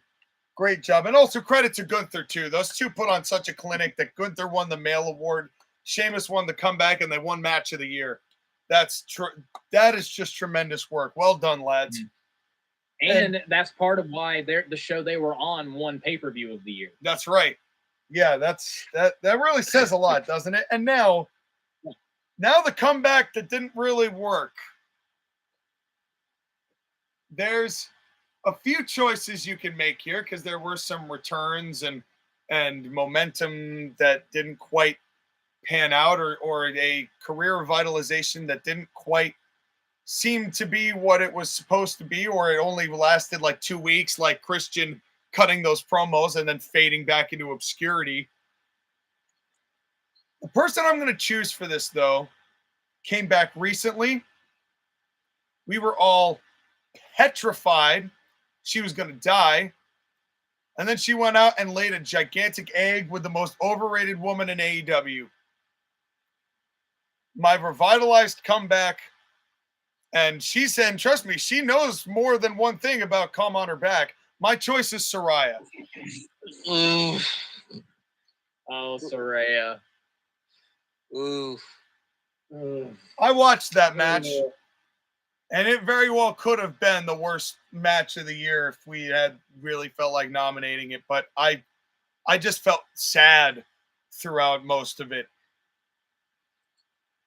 I'm glad she didn't die. So there's a plus. I didn't even think about her until just now, and holy shit. I mean, you could say Top Dollar because he did have a comeback and he's just ice cold, and the only thing interesting about him is the fact that he can't dive over the top rope. That's the thing, is that we're talking about a woman who was paralyzed basically from the neck down for like a couple of minutes years ago, and that stopped her wrestling career. And she came back. I don't question her passion, but I question the logic. Yeah, I also question it. Yeah. I'm also going with Saraya. I mean, well, here's the thing. I have to nominate somebody for this because we have to talk about it. He leaves WWE possibly because of drugs, but he said, you know what? I'm going to go to AEW and shine bright. I'm Jeff Hardy. I'm going to dance my way to the ring, and I might dance my way to a DUI. That's another really good choice. That's a really good pick. That's also that. Oh, man. God, what do you choose there? Damn. Both? It's honestly male and female. I think that's a tie. That's a tie for two very different reasons. That hurt my soul. But But you know, for every one of those, we got a Sheamus. We got, 2022 was such a goddamn roller coaster because we had such intense highs and such intense lows. Yeah, this year was crazy. Yeah, again, we forgot about Jeff Hardy. Yeah, this is the major list of all the things that we talked about, and I didn't even fill everything else as far as the overrated, underrated, and all that. I stopped writing it down, but we had quite a lot of nominations and winners, but I don't know how 2023 can possibly top this, guys. This was an intense year for professional wrestling. Calling it AEW folds. Who knows what relationship they have with the network, man? It's possible. I mean, if they do fold, I'll be happy. I'll throw a party. But here's the thing. Can we go over the winners and losers compared last year to this year? Yeah, let's talk last year. For the categories that were the same. The Wrestler of the Year this year was Gunther. Last year it was Bryan Danielson. And that one did not age well either, Sean. Danielson jobbed for Danny Garcia and Wheeler Yuta all year. And he's too nice to be in that position. Worst this year was Chris Jericho, and I seem to recall him getting a nomination last year from me. Last year's, but the reason that this man won last year is because he earned it. Worst was Cody Rhodes. How funny that is. And he had a bad 2021. No disputing Yeah, that. he did. He did. Female Wrestler of the Year went to Dr. Britt. We've already talked about that at nauseum. No, let's keep going. Worst. The worst Wrestler of the Year female was Nia Jax. Deserved. Also deserved. Match of the Year last year. God, sign of the times. CM Punk versus Eddie Kingston. I wouldn't have nominated that one in hindsight. I think that match was still fantastic. Truthfully, I think that there was probably a Punk MJF match, which I think was also nominated, that was very close to winning and didn't. But no, Punk and MJF wrestled early in this year. They didn't wrestle last year. But I thought their first match was Full Gear. Maybe that was Punk and Kingston, wasn't it? Yeah. Yep. Punk and MJF's first match, I think, was on an episode of Dynamite that was in Chicago. In February. Right. Yeah. But I still think that match was still again, it caters to what my sensibilities are for wrestling, and I love the story they told with that. And again, Punk was on a roll at that time. The worst match was the one with zombies. I'm not even going to talk about it. Yeah. Oh. Yeah. Promo of the Year went to MJF. Not a shock. Worst promo of the year went to Cody Rhodes. That was also fair because he was being very cut and print theatrical. Kind of like Ronda Rousey, although Cody was more try too hard, where Ronda's like not try at all. Yeah. Tag team was the Usos won that one. By default. By default. And then the losers were the Street Profits, were 2-time champions of that. And if they didn't get injured, they honestly could have had a chance at this year's award. Yeah. Pay-per-view of the year was WrestleMania 37. I believe it was night 2 that we liked. No, it was night 1. It was night 1 because it was main evented by Bianca and Sasha. And you hated night 2. That's right. Except for the main event. Except for the main event. And then the worst, which is one that I know Josh again didn't agree with, was AEW Revolution. Exploding barbed wire death match. Yes. With no explosions. That's right. With no explosion. Which is happening outside this house right now. The stable was the Bloodline. No surprises there. Worst stable was the Inner Circle, which dissolved, but we're basically getting the extended edition.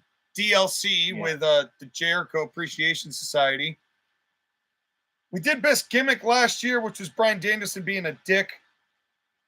And the worst was Alexa Bliss being Alexa Bliss.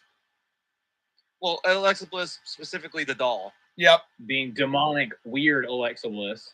The botch. It was specifically the doll. The botch was the Alka-Seltzer and the exploding ring.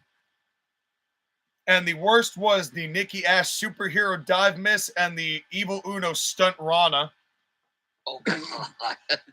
God almighty. And then the feud of the year was Rollins versus Edge. So that's the second time Rollins has won that award in 2 years. Way to go, Seth. And the worst was Randy Orton and Bray Wyatt. I'm not going to get mad this time. I'm not. So long as... Because Randy's somewhere getting back surgery, and Bray Wyatt's doing whatever the hell he's doing right now with LA Knight. WWE, please do not let Bray Wyatt end Randy Orton's career. Don't let him be the last match. Please. Please. Please. For the love of God. Please. Randy, if you come back, stay as far away from Bray as humanly possible. I'd rather have it... Swear to fucking God. I'd rather have it be Riddle than Bray. Just saying. But, folks... What a award. First of all, congratulations to all of the winners and losers of 2022. Glad you guys did in some hard work. I am very excited to see what 2023 brings, but I'm more excited to be able to do it with each and every one of you and with these two numbskulls that I have decided to engage in numbskullery with. So, JoshAgeddon and Skylar, thank you very much for being on this live stream for the Grapplys, and here's the 2023, gentlemen. Yeah, absolutely. This was a blast. I'm a little mortified about 2023 because, 2022 had some highs and some lows and some lows and some lows and some highs. I hope that I'm honestly hoping 2023 is kind of a cool down year because I'm tired. Won't be though. Yeah. Well, here's the thing: is that it won't be because we're gonna keep going hot and heavy. We're gonna keep reporting as we go. Yeah, and we're gonna keep calling out the good, the bad, and the ugly of wrestling. that's right. And you're going to be able to stick to it with all of us, but only if you like, share, subscribe, switch that bell button to all. We got a lot coming in 2023. We've got the recounting of my fantasy league proving that I can book better as a child than Tony Khan can as an adult. We've got brand new shows. We got pay-per-view reviews. We got deep dives. It's all coming in 2023. Stay tuned, folks. But until then, I'm going to go pee because it's been 3 goddamn hours since we started this. And I am going to do that. We're going to ring in the new year, and we will see you in the new year. But right after this, take care, everybody, and we will see you all next time. Thank you guys so much for